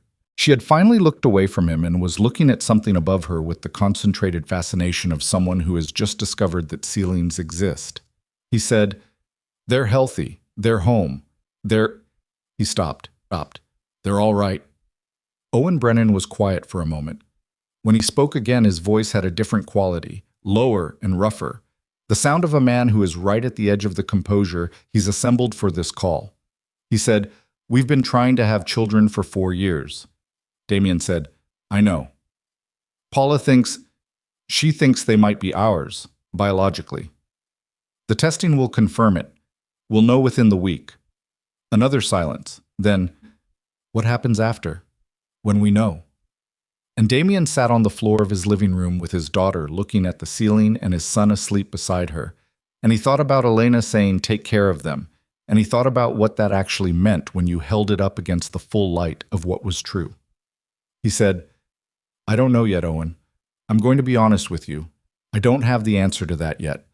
But I want you to know something." He paused. "Whatever happened to your family was done without your knowledge and without your consent. And I intend to make sure the people responsible for it don't walk away from what they did. That part I'm certain about." Owen said, "And the children?" Damien said, "Let's find out what's true first, then we figure out what's right." He hung up. He sat on the floor until Rachel quietly went to put the twins down for the night, and he sat there after, in the empty room. And for the first time since Elena died, he put his face in his hands and stayed there for a while, not crying, just holding the weight of it in the dark with both hands pressed against his eyes. And outside the city moved and the night settled and everything that was broken stayed broken, as things that are truly broken tend to do, waiting for someone to decide what to build from the pieces. The genetic confirmation arrived on a Monday morning at 7:41, delivered to Franklin's secure line, and forwarded to Damien's phone before he had finished his first cup of coffee. He read it standing at the kitchen counter in the brownstone, while Rachel moved quietly behind him getting the twins' bottles ready. The report was 4 pages of clinical language that reduced itself to one sentence. Paula and Owen Brennan were the biological parents of both children currently in the care of Damien Moretti. He set his phone face down on the counter. Rachel said without turning around, "Is it the results?" "Yes." She was quiet for a moment, measuring formula with the careful attention she gave everything involving the twins. "And?" "What we expected." She nodded once, slowly, the nod of someone who has been preparing for a thing and still finds it hits differently when it arrives. She did not say anything else. She finished with the bottles and she went down the hall, and he heard her voice, soft and low, greeting the twins in the way she'd developed over 3 weeks. A particular tone she reserved for them, the one that was nothing like her normal voice, that she would have been embarrassed to use in front of anyone who might make a comment about it. He picked his phone back up and called Franklin. "I saw it," Franklin said. "Set the meeting. The Brennans, their attorney, you, me. Today, if possible." Chu said they're available this afternoon. "Then this afternoon." He paused. "And Franklin, I want everything ready. Every piece of documentation on the clinic, every thread of the Vantara ownership chain we've pulled, the Solace connection, the embryo handling records, the communications we've recovered, all of it. I want to walk into that meeting with the full picture, not pieces of it." "It'll be ready." He hung up and stood in the kitchen for another moment. Through the monitor on the counter, he could hear Rachel talking to the twins, the particular one-sided conversation she had with them about nothing, about what the weather was outside, about what they were having for breakfast, about the pigeon on the windowsill that she was personally offended by. He listened to it and felt the specific grief of someone who knows a thing is going to change and cannot stop the change and is trying to be decent about it anyway. He went to get dressed. At 11:15, Marco called. "Vanessa's attorney filed this morning," he said. "Motion contesting the court-ordered paternity testing. Argues that the requested protocol violates her medical privacy." Damien was in the back of the car heading toward Franklin's office. "On what grounds?" "Her attorney is claiming the court-appointed facility has a conflict of interest through a shared administrative contract with a clinic she's previously engaged with. It's thin, but it buys time." "How much time?" "Hearing on the motion is set for 2 weeks out." He looked out the window. 2 weeks. Curtis Webb had bought her 2 weeks, which was exactly what she needed. Enough time to establish more of her own narrative before the testing either confirmed or denied the central claim she was building her position around. "What is she doing with the time?" he said. It was not quite a question. "She's been meeting with someone from a financial news outlet. 2 lunches in the last week. She's going to the press. Or threatening to." Marco paused. "There's something else. Last night, around 9, she went to Derek Solis's building. She was there for 2 hours. Damien said nothing for a moment. He looked at the city going past the window. "She's consolidating," he said. "She knows the paternity claim is going to fall apart when the test happens. She's building a second position." "What kind of second position?" He thought about what Vanessa would do when the plan she'd had, the one that relied on Elena being gone, and the child being his, and the path to the Moretti organization being clear. When that plan started to show its cracks, she would not collapse. That was not who she was. She would pivot, and she would pivot toward whatever leverage she still held. What she held was information, what she knew about the clinic, what she had carried in that light blue folder to a meeting with Derek Solis 3 months ago. She was the connection between Vantara and the Moretti family, whether she had meant to be caught in that position or not, and she knew that when Damien finished pulling on the Hargrove thread, it was going to lead back to her. She wasn't going to wait for that. "She's going to try to use what she knows before I can use it against her," he said. "She'll go to the press, or she'll go to someone who can make it messy enough that it costs me more to expose her than to leave her alone." He paused. "Set up a call with Stephen Chu before the meeting this afternoon. I need to accelerate the legal track on Hargrove." "How much?" "All of it. I want the state medical board complaint filed today. I want the civil action initiated today. I want this to move faster than Vanessa can get ahead of it." "That's going to make noise." "Good," he said. The car pulled up to Franklin's building. The afternoon meeting with the Brennans lasted 3 hours. Owen Brennan was a quiet man, careful with words, with the hands of someone who works in drafts and revisions. Slightly ink-stained at the edges, always a little still, like they were used to holding something steady. He sat beside Paula, and he held her hand on the table, and he did not say very much, but when he did say something, it was exact, and he did not say it twice. Paula had been crying before they arrived. She had it mostly together by the time they sat down, but her eyes were red and she kept touching the corner of her mouth with 2 fingers, a small self-steadying gesture that she probably wasn't aware of. They sat across the table from Damien and Franklin, and they all looked at each other for a moment with the particular difficulty of people who have been brought together by the worst possible circumstances and have to find a way to be in a room together anyway. Damien said, "I want to start by saying that I understand what this information means to you, and I want you to know that nothing about how we proceed is going to be done without your full knowledge and agreement. I'm not trying to manage this situation. I'm trying to get through it, honestly." Owen looked at him steadily. "That's a different thing than we expected from you." "I know. Paula told me who you are, what you do." He didn't say it aggressively. He said it the way you state a fact in a room full of facts. "We looked you up. Then you know I have resources that can help us move on the clinic faster and more completely than a standard civil action would." "We know that." Owen glanced at Chu. "Stephen told us what you're proposing." Paula said, "We want to know about the children." The room shifted slightly. Franklin looked at his hands. Chu set his pen down. Damien looked at Paula. "What do you want to know? Do they know?" She stopped. She started again. "I know they're 3 weeks old. I know they don't know anything. I mean," she pressed her fingers to her mouth again. "I need to know if they're all right. I need to know what they're like." He sat with that for a moment. Then he said, "My daughter is angry about everything. She lets you know about it immediately and at volume. My son is calmer. He watches things." He paused. "They're both healthy. They both eat more than should be physically possible for people their size." He paused again. They're remarkable." Paula made a sound that was not quite a word. She pressed both hands flat on the table. Owen said, "We're not here to take them from you." He said it directly and quietly, and it landed in the room like something that had been held for a long time and needed to be set down. "I want to be clear about that. We're not here as adversaries. We can't." He stopped and looked at his hands for a moment. "We just found out 3 weeks ago that we might have children who are alive somewhere. We can't process that and immediately think about custody and legal strategy. We're not there yet." "Then where are you?" Damien said. We want to know them." Owen looked up. "Whatever that looks like, whatever is right, we're not trying to take them from the only home they've known. But they're—" His voice caught briefly. He controlled it.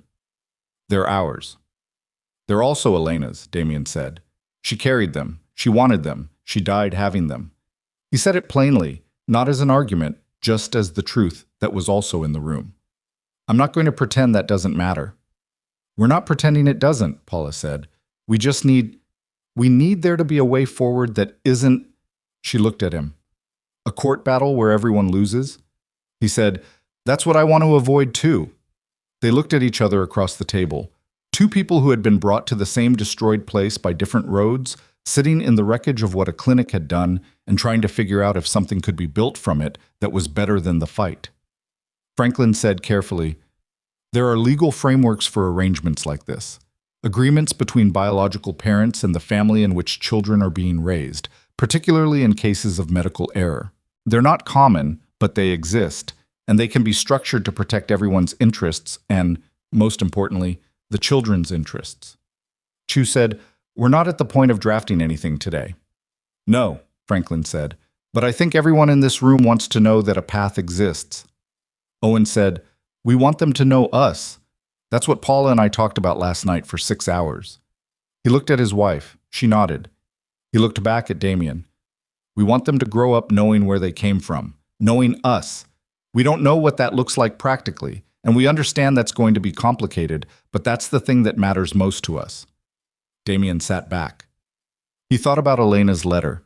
He thought about her saying take care of them and meaning it without reservation, without conditions, as a plain statement about what mattered.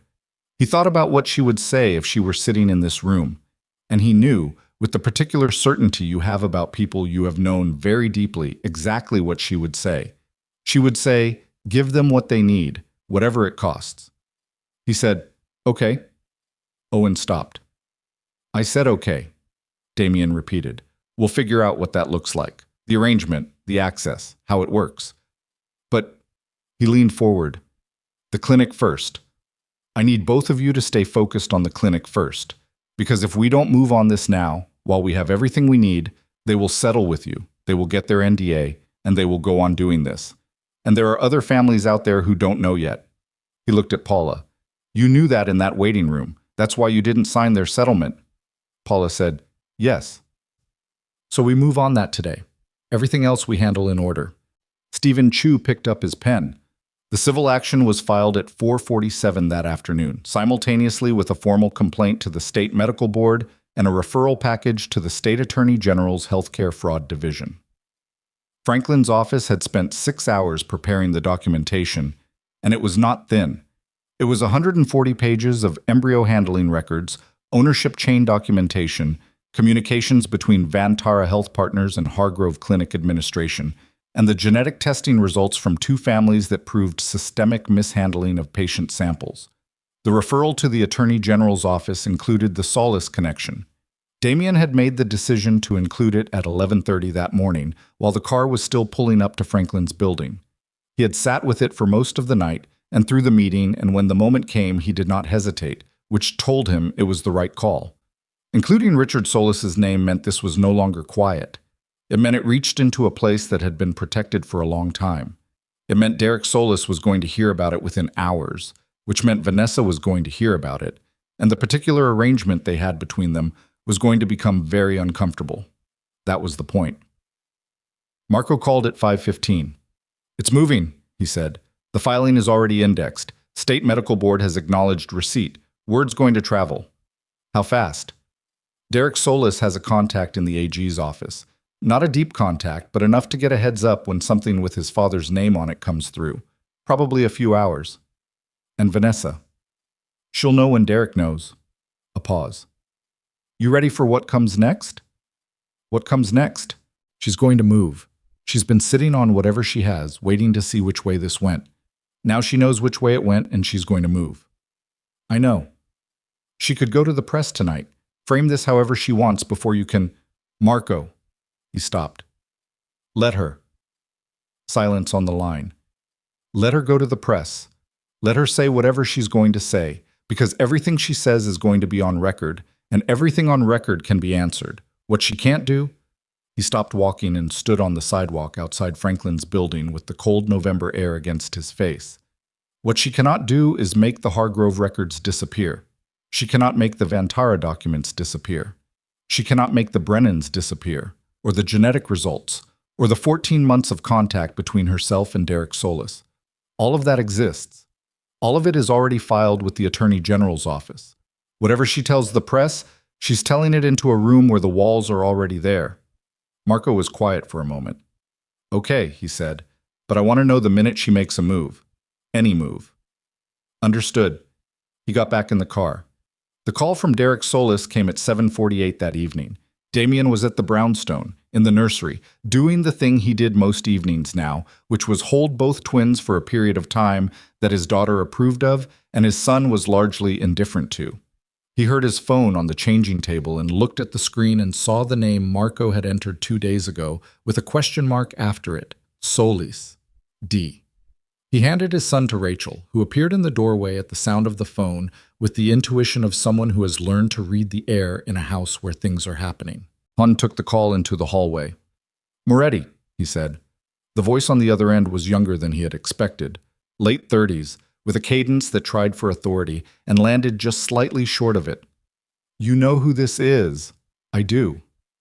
Then you know why I'm calling. You saw the filing, Damien said. Your father's name is in it. My father has nothing to do with a reproductive clinic. His name is on the corporate structure of the holding company that owns it. That's not an argument, Derek. That's a document. He kept his voice flat. Not aggressive. Flat, which was its own kind of pressure. Your father's name is in a referral that is now sitting in the State Attorney General's office. The clinic mishandled embryo samples from multiple patients, and the ownership chain of the company that acquired and operated that clinic leads, within 2 layers, to Richard Solis. Those are the facts. A pause. You filed this today? On the same day you had that meeting? I did. You could have come to me first. No, Damien said. I couldn't. Another pause, longer. He could hear Solis thinking, could hear the particular quality of silence that means someone is deciding how confrontational to be. The calculation was not a simple one. Damien understood that. 2 years of cold tension, neither side wanting to be the one to break it, and now this, which was not a shot fired in the traditional sense, but was absolutely a declaration. Solis said, "There's going to be a problem between us." "There's already a problem between us," Damien said. "The problem exists because of what was done to 2 families in a clinic that your father's money was used to conceal. That's where the problem comes from. I didn't create it. You're being very precise about cause and effect. I'm being accurate." "And the woman," Solis said. "Vanessa." Damien said nothing. "She's going to tell you things about me." A pause. "Things she believes are damaging. I want you to know that whatever she tells you is colored by what she wants, and what she wants has been clear for a long time. I know what she wants." "Then you know she was playing both of us." His voice had shifted slightly, less controlled, more direct. The kind of directness that comes out when someone is too angry to maintain the performance. "She came to me 8 months ago with information about the clinic, said she'd gotten it through you, through access to your files, to your communications with Hargrove, said she wanted to make a deal." Damien went very still. "She brought a file," Solis said, "a patient file, Elena's file. She said she could get more. She said if I was willing to—" He stopped. "She said there was a future where the Moretti organization and the Solis network came to a more productive arrangement, and she was the bridge. That's how she put it. She was the bridge." Damien looked at the wall of the hallway. He looked at the family photographs Elena had hung there 3 years ago. Pictures from their wedding, from a trip they'd taken to Maine, a candid someone had caught at a dinner where she was laughing at something with her head tipped back. He looked at those photographs and breathed in through his nose slowly. "She took Elena's file," he said. "She brought it to me. 8 months ago." "Yes. 8 months ago, Elena was 7 months pregnant. 8 months ago, Damien and Vanessa were still meeting twice a week. 8 months ago, Vanessa had access to his home, to his study, to the filing system his personal staff used for medical documentation. She had taken Elena's file. She had taken it and brought it to Derek Solis as a calling card, as a demonstration of access, as proof of what she could provide. And whatever Solis had done with the information, whatever Richard Solis's people had done, they had had 8 months to work with it. He said, "Why are you telling me this?" A pause. "Because I want to be clear that my family's involvement with that clinic is separate from what she brought me. My father acquired that company 4 years ago as a standard investment. What happened with the medical operations? That is not something he directed or knew about. The negligence, the mishandling, that is the clinic's failure. I need you to understand the distinction." Damien thought about whether to believe that. He thought about Richard Solis and what he knew of the man from 2 decades of overlapping territory. Not a detail man, not someone who got into the specifics of acquired businesses. A man who bought things and let people run them. It was possible. It was also convenient. "The Attorney General's office is going to make its own assessment," Damien said. "I know that." "Then I'm not sure what you're asking for." "I'm not asking for anything," Solis said. "I'm telling you that Vanessa Hale played us both. And when she comes to you with her version of events, you should know that I am going to provide my own documentation to the Attorney General's office, including the files she brought me, including the communications between us." A pause. "She burned her own bridge. I'm not carrying what she left on it." The line went quiet for a moment. Then Solis said, "The children, the ones at the clinic, the whole thing. My family didn't do that." "Someone did," Damien said. "Yes," Solis said. "Someone did." He hung up. Damien stood in the hallway for a long time. Then he called Marco and said, "Get me everything we have on Vanessa and the Hargrove file. I need to know exactly what she took and when and how." "Tonight?" "Tonight." He went back into the nursery. Rachel handed his son back to him without comment. He sat in the rocking chair with the baby against his chest and sat very still and felt his pulse doing something that it didn't usually do, which was be audible to him, a steady hard knock behind his sternum that he recognized as the body's way of acknowledging that something very large is happening. Vanessa had taken Elena's file. She had taken it from his home, from the medical records he kept for Elena's care, and she had brought it to Derek Solis as currency. Elena had been alive then. Elena had been 7 months pregnant then. Vanessa had looked at Damien across restaurant tables and clinic waiting rooms and had simultaneously been removing information about Elena from his home and trading it to his rivals. He sat in the rocking chair and rocked his son, who was asleep and did not know about any of it, and he thought about what he was going to do. Marco arrived at 9:30 with 2 other men and a laptop, and they set up in the study and worked through what they had. The access logs from the home security system showed Vanessa's keycard had been used on a Wednesday evening 9 months ago, not 8, 9, when Damien was out and the house was staffed by his housekeeper, who had no reason to track where a guest went inside the house. She had been in the house for 40 minutes. The filing cabinet in the study, the one that held Elena's complete medical history, insurance correspondence, and clinic communications, showed a slight irregularity in how it had been repositioned, something Damien had noticed and attributed to the housekeeper cleaning. It had not been the housekeeper. One of Marco's men, a precise and quiet individual named Pryor, who handled digital forensics, pulled the metadata from a document scanner that lived on the study desk. 9 months ago, on the same Wednesday, 12 pages had been scanned. The scanner's log showed the document type, medical records, 12 pages. Elena's Hargrove file was 12 pages. Damien looked at the screen. He felt something move through him that was not anger exactly, but was in the same family. Something colder and more structural than anger. The feeling of a man who has understood the full shape of a betrayal and is now deciding what to do with it. He said, "Where is she right now?" Marco said, "Her apartment." "Alone?" "As far as we know." He said, "I'm going to talk to her." Marco looked at him. "Tonight." "Tonight." He stood up. "Just me. No one else." "Damien." "Marco." He said it once, quietly. "I know what I'm doing." The drive to Vanessa's apartment took 14 minutes. He sat in the back of the car and did not look at his phone and did not speak. His driver knew better than to speak either. The building was a pre-war tower on the Upper East Side, the building he had helped her move into 8 months ago. 8 months ago, at the same time she was taking 12 pages from his filing cabinet. He remembered helping her choose the apartment.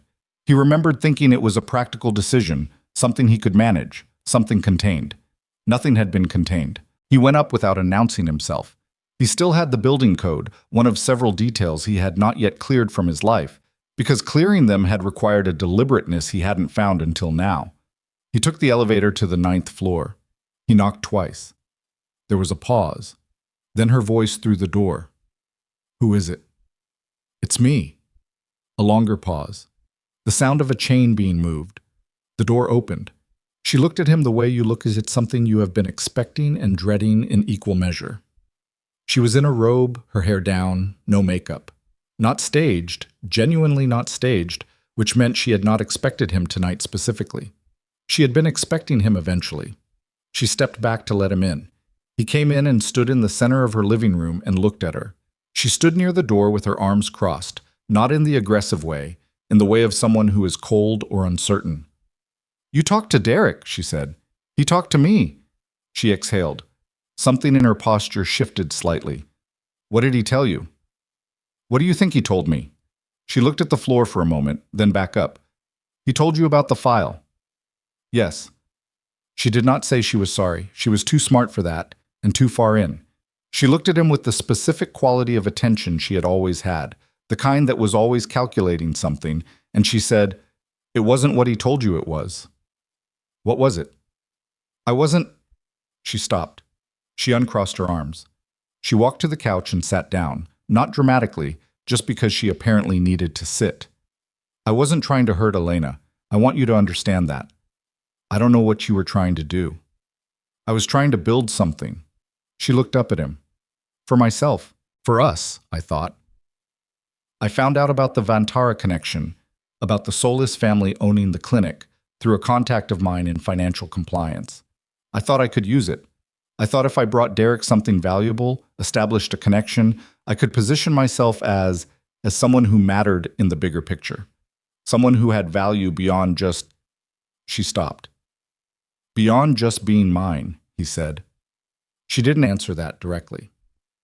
I took the file because I needed to show him something real, not my word, something concrete. I thought...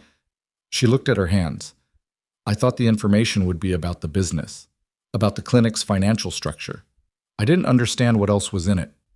The embryo records were in it. She said nothing.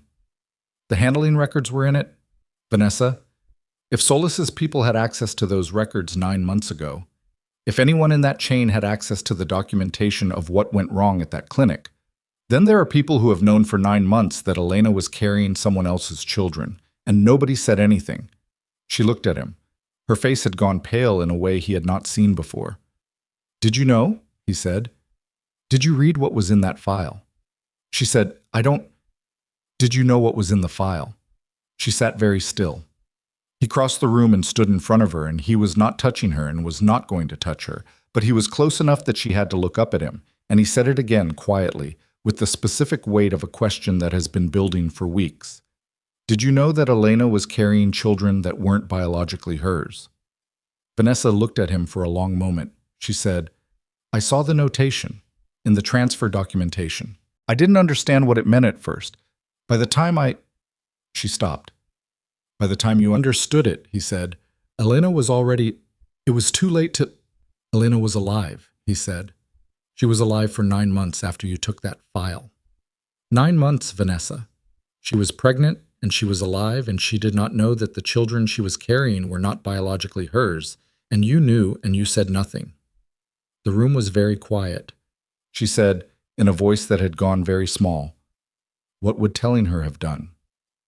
It would have been the truth. His voice did not rise. It stayed exactly where it was, flat and cold and without any of the heat that would have been easier to handle. It would have been the truth, and she deserved the truth, and you took it from her. He stepped back. The same way you took her file. The same way you took 14 months of my life and used it as a position to negotiate from. He looked at her. You knew she was going to die not knowing. Vanessa said very quietly, I didn't know she was going to die.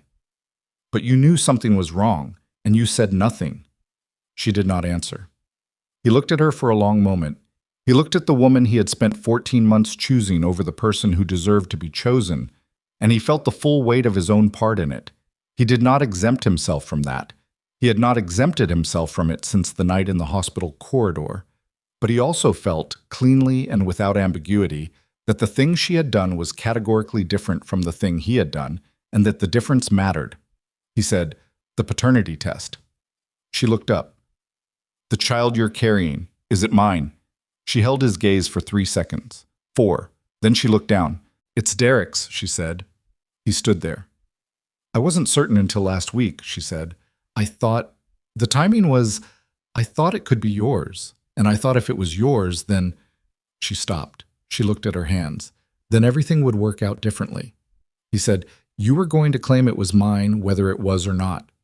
She said nothing. And use that claim to establish yourself in my life, in the organization, the way you'd been planning since the beginning. He was not asking. He was stating. Watching her not deny it was enough. He said, call your attorney tonight. Tell him to withdraw the motion contesting the court-ordered test. Tell him there will be no paternity claim against me. Tell him whatever the correct legal procedure is to close that. She looked up.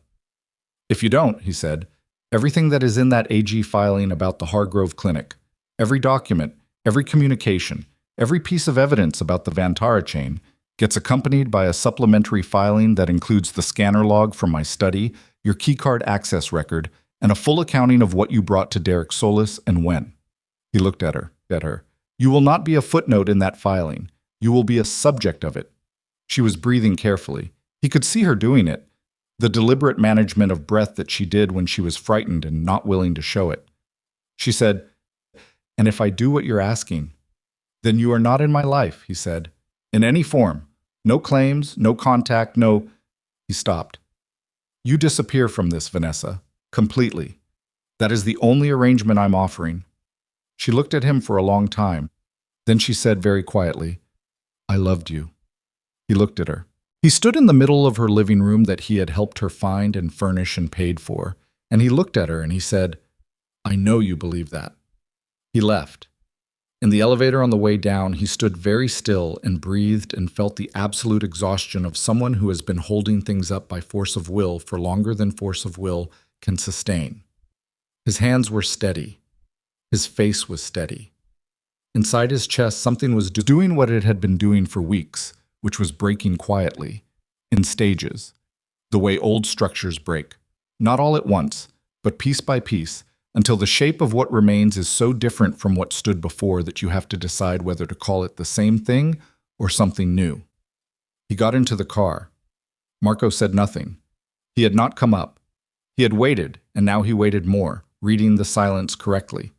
They drove 3 blocks before Damien said, "The child is Derek Solis's." Marco nodded once. She knew about the embryo records 9 months ago. She knew something was wrong with Elena's transfer documentation, and she didn't... He stopped. She didn't say anything. Marco looked at him in the rearview mirror. Damien said, "I need you to do something for me tonight. Name it.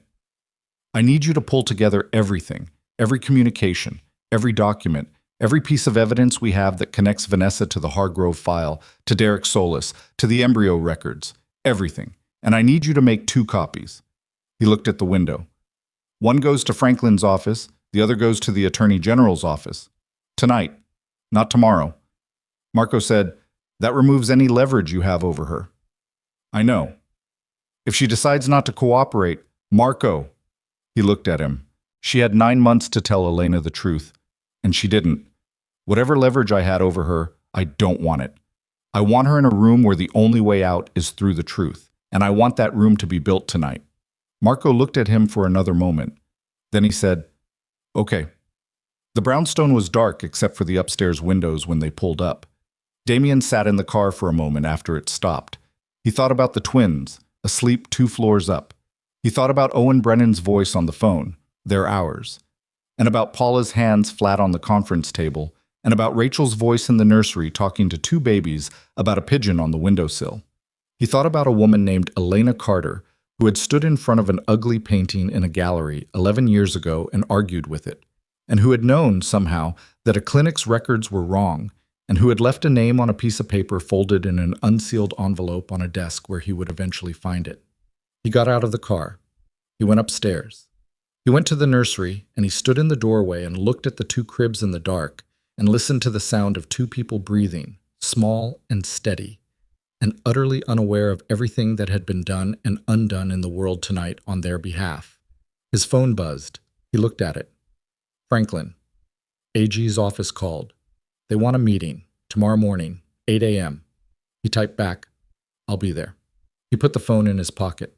He stood in the doorway of the nursery in the dark brownstone, and he looked at his children, at the 2 small lives that were at the center of everything and had caused none of it. And he made the decision that he had been building toward for 3 weeks without knowing it was a decision until right now, standing here with everything finally clear. He was going to walk into that Attorney General's meeting tomorrow, and he was going to put everything on the table, everything he had, everything he knew, everything that implicated Richard Solis and Vantara Health Partners, and the systemic failure of a clinic that had taken money from families who were desperate and had used their desperation against them. And he was going to do it completely, without reservation and without negotiating what it cost him. And whatever it cost him, he was going to pay it. He reached into the nursery and rested his hand for a moment on the edge of his daughter's crib, not touching her, just present, in the way Elena had asked him to be present, in the way that was actually present and not the performance of it. Then he went to get ready for the morning. The Attorney General's office was on the 14th floor of a building that smelled like recycled air and old carpet, and the conference room they put Damien in at 8:03 in the morning had a window that looked out over a gray November sky and a folding table that was slightly too small for the number of people arranged around it. There were 6 people on the AG's side. The lead attorney was a woman named Sandra Okafor, mid-40s, with close-cropped natural hair and the particular stillness of someone who has heard a great many things in this room and learned not to react to any of them until she had decided how to use them. She had a yellow legal pad in front of her, and she had already written 3 lines on it before Damien sat down, which meant she had been briefed and had questions prepared. Franklin sat beside him. Stephen Chu was at the far end of the table, having been invited by Okafor's office directly, which told Damien that someone had already been talking to someone, that the shape of the investigation had been forming before this morning. Okafor said, "Mr. Moretti, thank you for coming in." He said, "I brought everything." She looked at the two binders Franklin set on the table. "We received the supplementary filing last night," she said, "along with the document scanner records and the access logs from your residence." She looked at him steadily. "Before we begin, I want to be direct with you about something." "Go ahead." "The scope of what you've provided implicates not just the clinic and its ownership structure, but also individuals in your orbit. And it creates questions about your own organization's activities that this office is going to have difficulty not asking." He said, "I know. You understand that anything you say in this room—" "I have my attorney present," he said. "I understand the context. Ask what you need to ask." She looked at him for a moment, the measuring look of someone deciding how much of what they are seeing is performance and how much is something else. Then she opened the top binder. They were in that room for 4 hours and 11 minutes. He answered every question, not just the ones about the clinic, not just the ones about Vantara and Richard Solis and the embryo handling records.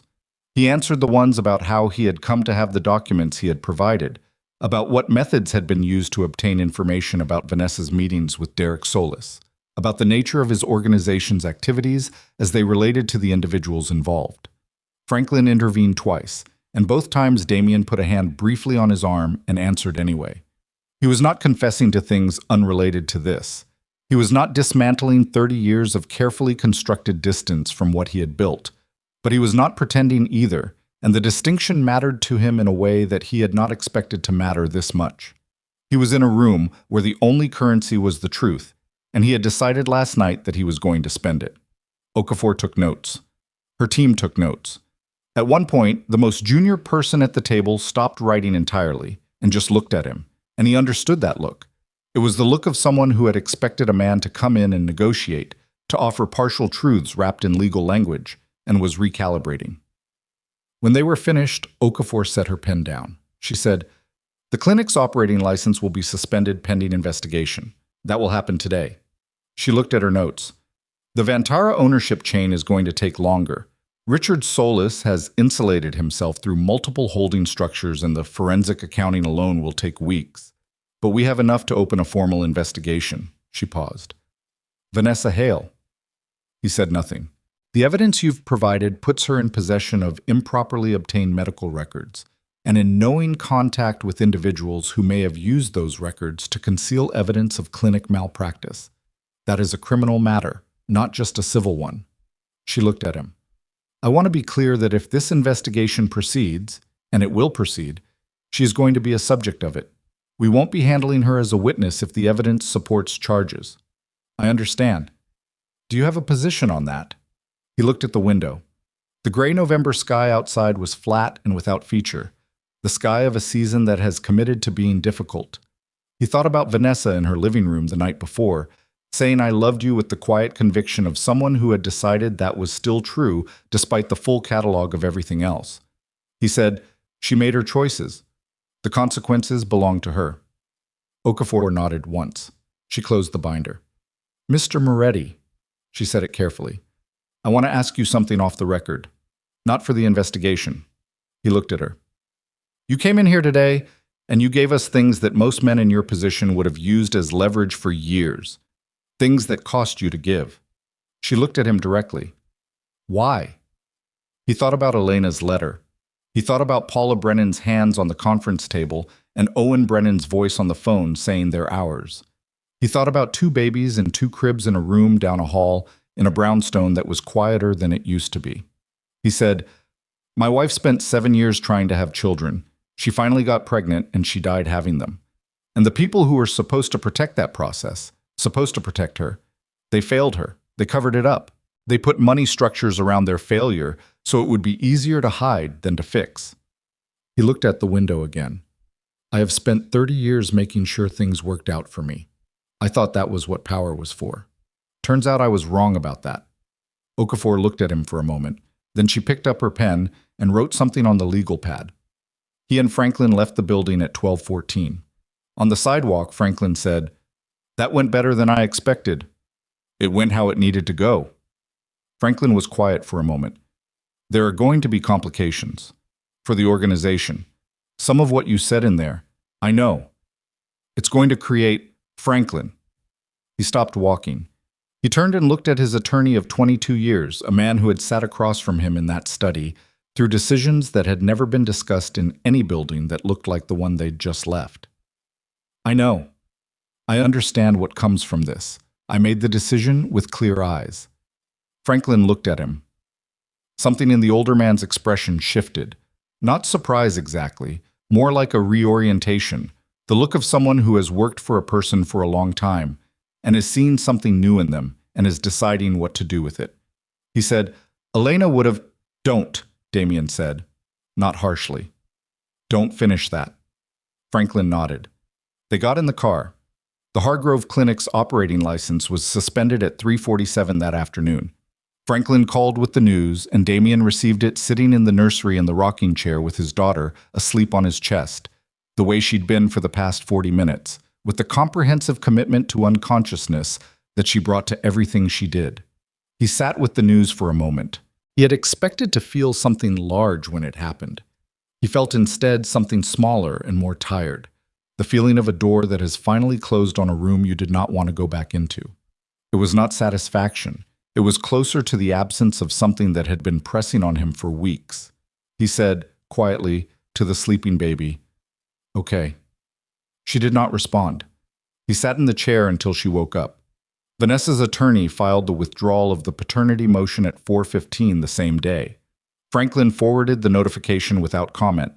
Damien read it and set his phone down and did not think about it for very long. There was nothing to think about. She had made the calculation she was going to make, and the motion was gone, and whatever she did from here, she did it without him as a variable. 2 days later, he learned from Marco that she had left the city. Her apartment was still hers. The lease was paid through spring. But she had gone somewhere and her phone was going to voicemail, and her attorney was handling all communications. He did not try to find out where she'd gone. He did not want to know. What he knew was this: the AG's investigation was open, and her name was in it, and wherever she had gone, that investigation would be there when it was ready to find her. He thought about her once more, late on a Thursday evening, sitting at his desk in the study with the lamp on and the rest of the house quiet. He thought about the 14 months, about what had been real in it and what had been constructed, and he was honest with himself, the way you can only be honest in a room alone at night, that the line between those things had never been as clear as he'd wanted it to be. She had wanted something from him. He had wanted something from her. They had used each other in different directions and called it something it wasn't, and Elena had paid the price for his portion of that, and that was a thing he was going to carry for the rest of his life. He was clear about that. He was not looking for absolution. He turned off the lamp and went to bed. The meeting with the Brennans happened on a Saturday, 3 weeks after the AG filing. Damien had suggested his brownstone. Paula had said yes immediately, in a way that suggested she'd been hoping he would offer. Owen had said less, but had agreed.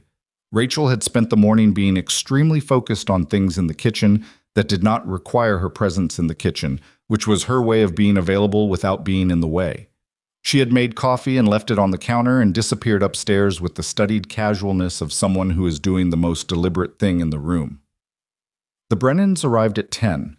Paula came in and looked around the entryway with the careful attention of someone storing information, her eyes moving across the photographs on the wall, the wedding picture, the Maine trip, the candid at the dinner. And then she looked at Damien and said simply, "It's a good house." He said, "Elena made it that." She nodded. She understood what he meant. Owen shook his hand. His grip was firm and brief, the handshake of a man who means it without making a production of it. They sat in the living room. Damien had not put the twins down in the nursery. He had left them in the bouncy seats in the corner of the living room, which his daughter tolerated as long as there was something interesting to look at, and which his son appeared to find philosophically adequate. Paula saw them immediately. She made no sound, but something happened in her face that was not a performance and could not have been one. It was the unguarded thing, the thing that moves through a person before they can decide how to hold it. Owen saw it a half second after and went very still beside her. Damien said, "Do you want to?" "Yes," Paula said. She was already moving toward them. He let her.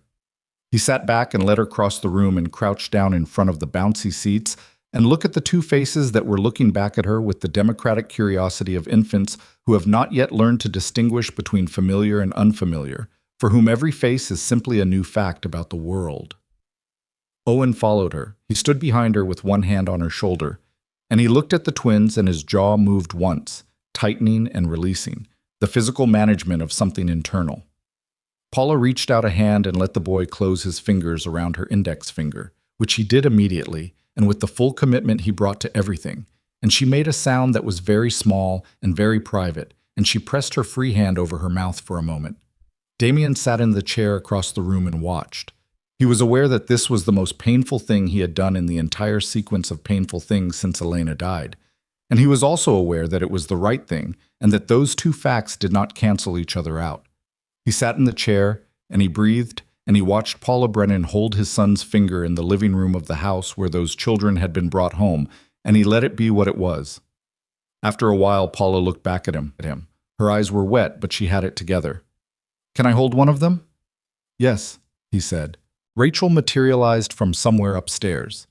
Damien would never be entirely sure how she timed these appearances, and showed Paula how to lift his daughter from the bouncy seat, supporting her head with the practiced ease of someone who had been doing it for weeks. Paula took her with both hands and stood up straight and held her and looked down at her face, and his daughter, for her part, looked back with the focused and somewhat judgmental attention she brought to all new experiences. Owen sat on the couch and held his son, and the room went quiet in a way that was not uncomfortable.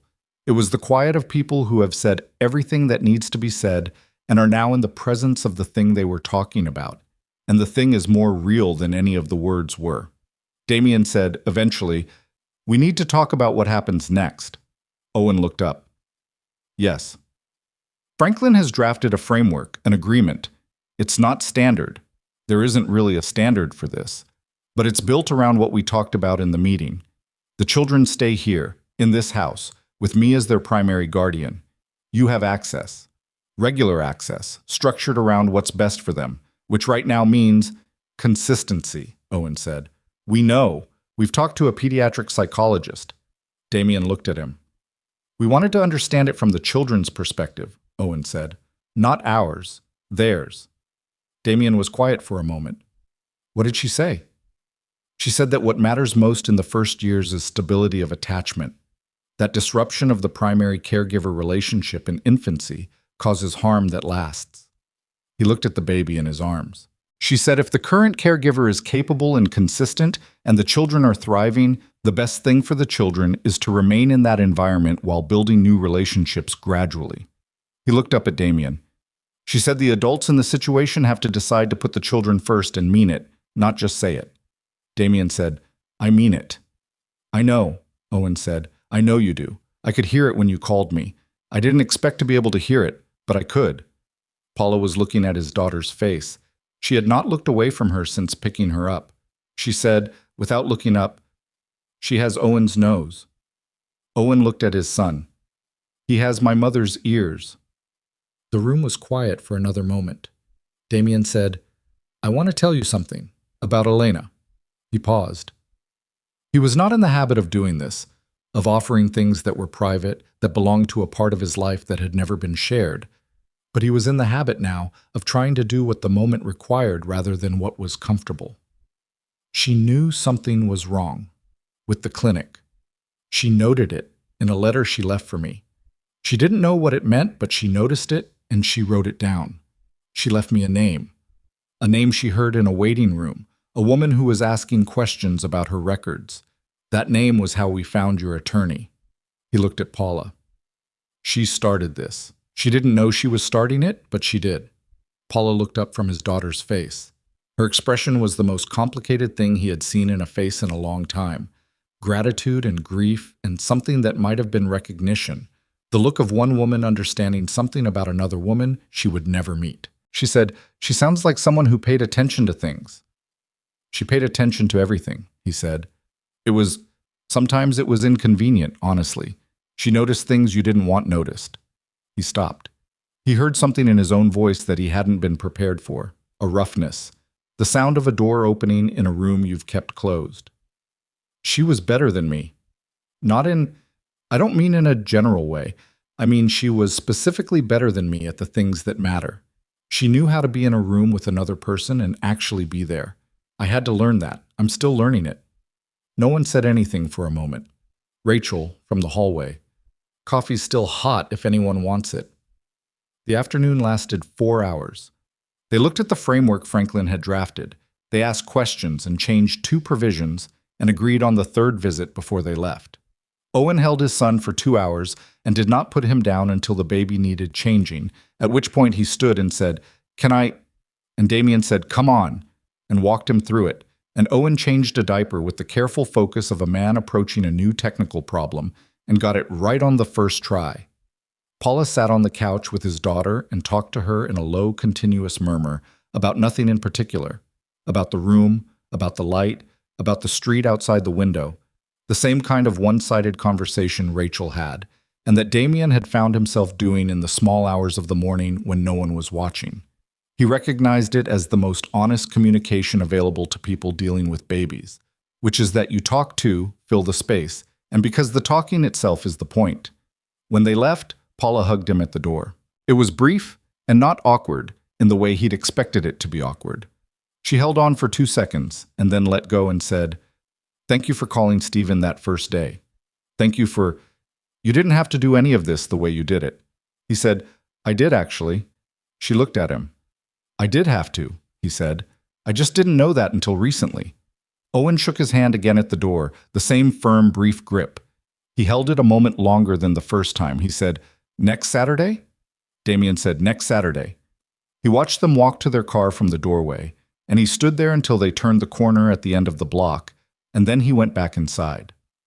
The Richard Solis investigation moved slowly, the way investigations of that kind move. Not because the evidence was thin, but because the structures around him were complex, and the people protecting them were skilled.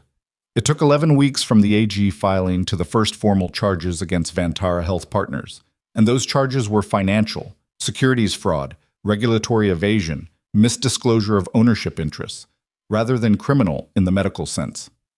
Richard Solis's attorneys were in every room before the rooms opened, but the clinic stayed closed, the operating license suspension held, and the civil action that Stephen Chu prosecuted, now backed by resources that Chu's office hadn't had access to before, moved faster than anyone had expected. By February, there were 7 families who had come forward with evidence of similar mishandlings. 3 of them had been affected in the same 12-month period as Paula Brennan. By March, there were 11. The settlement conversations that Hargrove's attorneys initiated in February were rejected by Chu's office and by Franklin's in the same week. Damien had been clear about that from the start. No settlement with a non-disclosure attached. Whatever outcome there was would be public, because the only thing that protected the next family from the same clinic or the next clinic with the same model was public knowledge of what had been done. It cost more to fight it that way. He paid the difference. In April, the state legislature opened hearings on reproductive clinic oversight. Stephen Chu testified. Paula Brennan testified. Franklin submitted a written statement. Damien did not testify, which was a decision his attorney and the AG's office agreed on for reasons that were practical and clear, but he sat in the gallery on the second day of hearings in a row near the back, and he listened to Paula describe what it had meant to be told her embryos were damaged, and to discover months later the truth, and the room was very quiet while she spoke. Vanessa surfaced in March. She was in Boston. Marco found out through a contact, not through any active effort. She appeared on a lease record, and the record was visible to the right person if the right person was looking. She had not gone to the press. She had not filed any new legal action. She had, as far as anyone could determine, gone to Boston and gotten a job in a financial compliance firm and was doing what people do when the version of the future they built their life around collapses. She was building something smaller and trying to make it work. She was not in Derek Solis's life either. Marco confirmed that separately. Whatever their arrangement had been, it had not survived the AG investigation, which had drawn Derek Solis in as a secondary subject through his contact with Vanessa and the clinic file. He had not been charged. The connection was indirect enough, and his attorney skilled enough. But being investigated was its own cost, and Derek had paid it with distance from the woman who had brought the connection to his door. Damien did not try to contact her. He did not want to. He thought about her occasionally, in the specific way you think about people who were part of a chapter of your life that had a terrible ending. Not with longing, not with hatred either, just with the sobered recognition that something happened and it cost what it cost and now it's over. He focused on what was in front of him. The Elena Moretti Foundation was incorporated in March, 6 months after Elena's death. He had been building toward it since January, working with Franklin and a nonprofit attorney to structure it correctly. A foundation dedicated to supporting families affected by fertility clinic negligence, with specific programs for legal support, mental health access, and the long process of locating biological families in cases of embryo mishandling. He named it without ceremony or announcement. He put the money in. He hired an executive director who was a former patient advocate with 20 years of experience in medical ethics. He established a board that included Paula Brennan, who accepted after thinking about it for a week, and Stephen Chu, who accepted immediately. He did not put his name on the building or the letterhead or the press release. Franklin argued with him about the strategic value of visibility, and he listened and disagreed and won the argument by being the person who wrote the check, which is how he had won most arguments in his professional life. Elena's name was on it. That was enough. He left the Moretti organization in May. He did not dismantle it. That was not his to do, and he was clear-eyed about the fact that the men who had built their lives around it would find another arrangement, that power structures of that kind do not disappear because one person removes himself from them. What he could do was remove himself completely and cleanly, and he did. Marco took over the legitimate businesses, the freight contracts, the real estate holdings, the several above-board enterprises that had grown up alongside everything else over 30 years. The rest he let go. He did not explain himself to the people who were confused by this, and there were several. He did not make a speech. He transferred what needed to be transferred and closed what needed to be closed, and walked out of a particular version of his life with the quiet efficiency of someone who has decided a thing and has no more questions about it. It was not a redemption. He was not confused about that. You do not spend 30 years being what he had been and then leave and call it clean. What you can do is stop. You can choose to stop and mean it and build something different with whatever is left of the time you have, and that is what he was doing, and it was enough. It had to be enough. Rachel stayed. She had said she would give it a month, and then they'd discuss longer term, and then the month had passed, and neither of them brought it up. And she had quietly enrolled the twins in a pediatric assessment program and reorganized the nursery for the third time and begun keeping a list on the kitchen counter of things that needed to be bought, which had become a kind of household communication system that neither of them had formally agreed to, but both of them maintained. One evening in June, he came downstairs and found her sitting at the kitchen table with a photograph in front of her, one of the ones from the hallway wall that she'd taken down to look at more closely. It was the Maine trip. Elena with her hair sideways in the wind off the water, laughing at something that had happened a second before the picture was taken, something that was gone by the time the shutter closed. Rachel heard him come in, and she did not move the photograph or pretend she'd been doing something else. She just said she was happy here. He looked at the photograph. Yes. Do you know what she was laughing at? He did, actually. He remembered the exact moment. A seagull had stolen the end of his hot dog in a way so brazen and sudden that he'd actually yelped, which was not a sound he made. And Elena had found it the funniest thing she'd seen in years, and had laughed until she had to sit down on the dock.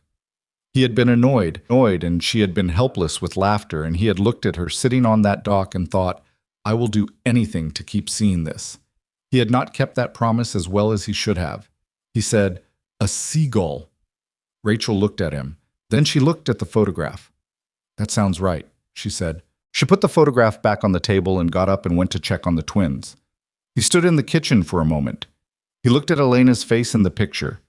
The wind, the water, the open laugh, the complete and uncurated happiness of a moment that had not been meant to be preserved, but was. He thought about what it cost and what it gave and what was left. The twins were 8 months old the first Saturday in July when the Brennans came for their regular visit, and his daughter had recently discovered that she could produce a sustained, high-pitched sound of sustained length that she deployed at regular intervals to test the structural integrity of the room. and his son had taken to looking at everything with the skeptical concentration of a person who is not yet willing to form an opinion. Owen brought coffee. He had started doing this 3 visits ago, arriving with coffee from a place 2 blocks from their apartment, because he'd noticed, the 3rd time, that Damien's coffee at home was not as good as it could be, and this was something he could fix. He did not make a thing of it. He just brought it. Paula came in and went directly to his daughter, who was on the playmat in the living room, and got down on the floor and lay on her stomach at the baby's level, and began a conversation with her that the baby participated in with her customary combination of volume and certainty.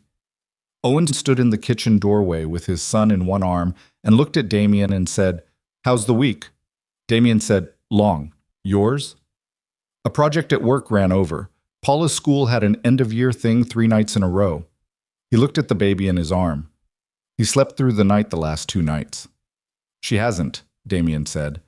Owen smiled, not a large smile, the small kind that meant something specific. "I know, Paula's keeping a chart." "Of course she is." "She's a teacher," Owen said, with the tone of a man who has accepted a fundamental truth about the person he married. "Everything gets a chart." They stood in the kitchen and drank the coffee Owen had brought. And in the other room, Paula was narrating something to his daughter about the nature of the playmat's texture. And Rachel was somewhere upstairs, and the summer light came through the kitchen window at the particular angle it only hit in July. And Damien stood in it and felt something that he did not immediately have a name for.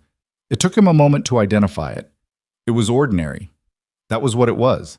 The morning was ordinary, coffee and a conversation about sleep schedules and a baby looking at a playmat.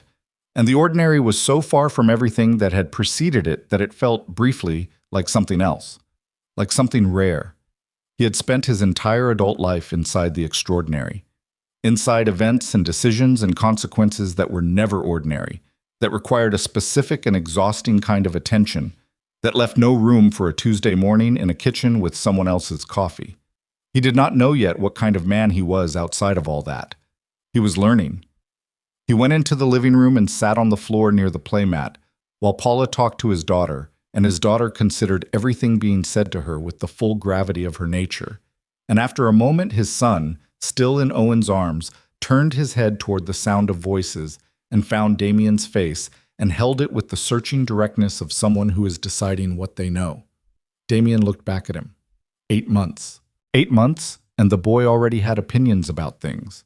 About where he wanted to be held, about what sounds he preferred, about which face in the room he was going to give his attention to on a given morning. He was a person, fully, in all the ways that mattered, regardless of the circumstances that had brought him to this room, or the arguments that could be made about biology and lineage and claim. He was a person, and Damien was going to watch him become whoever he was going to be. That was the thing Elena had known, he thought. That was what she had meant.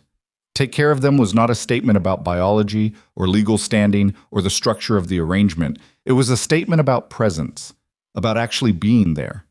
He was trying. Owen handed the boy down to him, and the boy settled against his chest with the familiarity of habit, the way he always settled now, with the complete unquestioning weight of something that has decided this is where it belongs. Damien sat on the floor in the July light and held his son and watched his daughter consider Paula's face with the deep analytical suspicion she brought to every new affection, the suspicion that always, eventually, gave way, because she was her mother's daughter, and her mother had always eventually let people in. Outside, the city moved. The summer held. The light crossed the floor in a slow diagonal, and the room was full of the ordinary sound of people who have found their way, by terrible and circuitous paths, to the same place at the same time, and are trying, imperfectly, and without any guarantee, to make something of it. Damien Moretti sat on the floor of his living room and did not look like the kind of man who had ever loved anything. But he was holding his son, and his daughter was laughing at something Paula had done, and through the doorway he could see the photographs on the hall wall, and in one of them Elena was laughing on a dock in Maine with the wind in her hair. He stayed there until the light changed,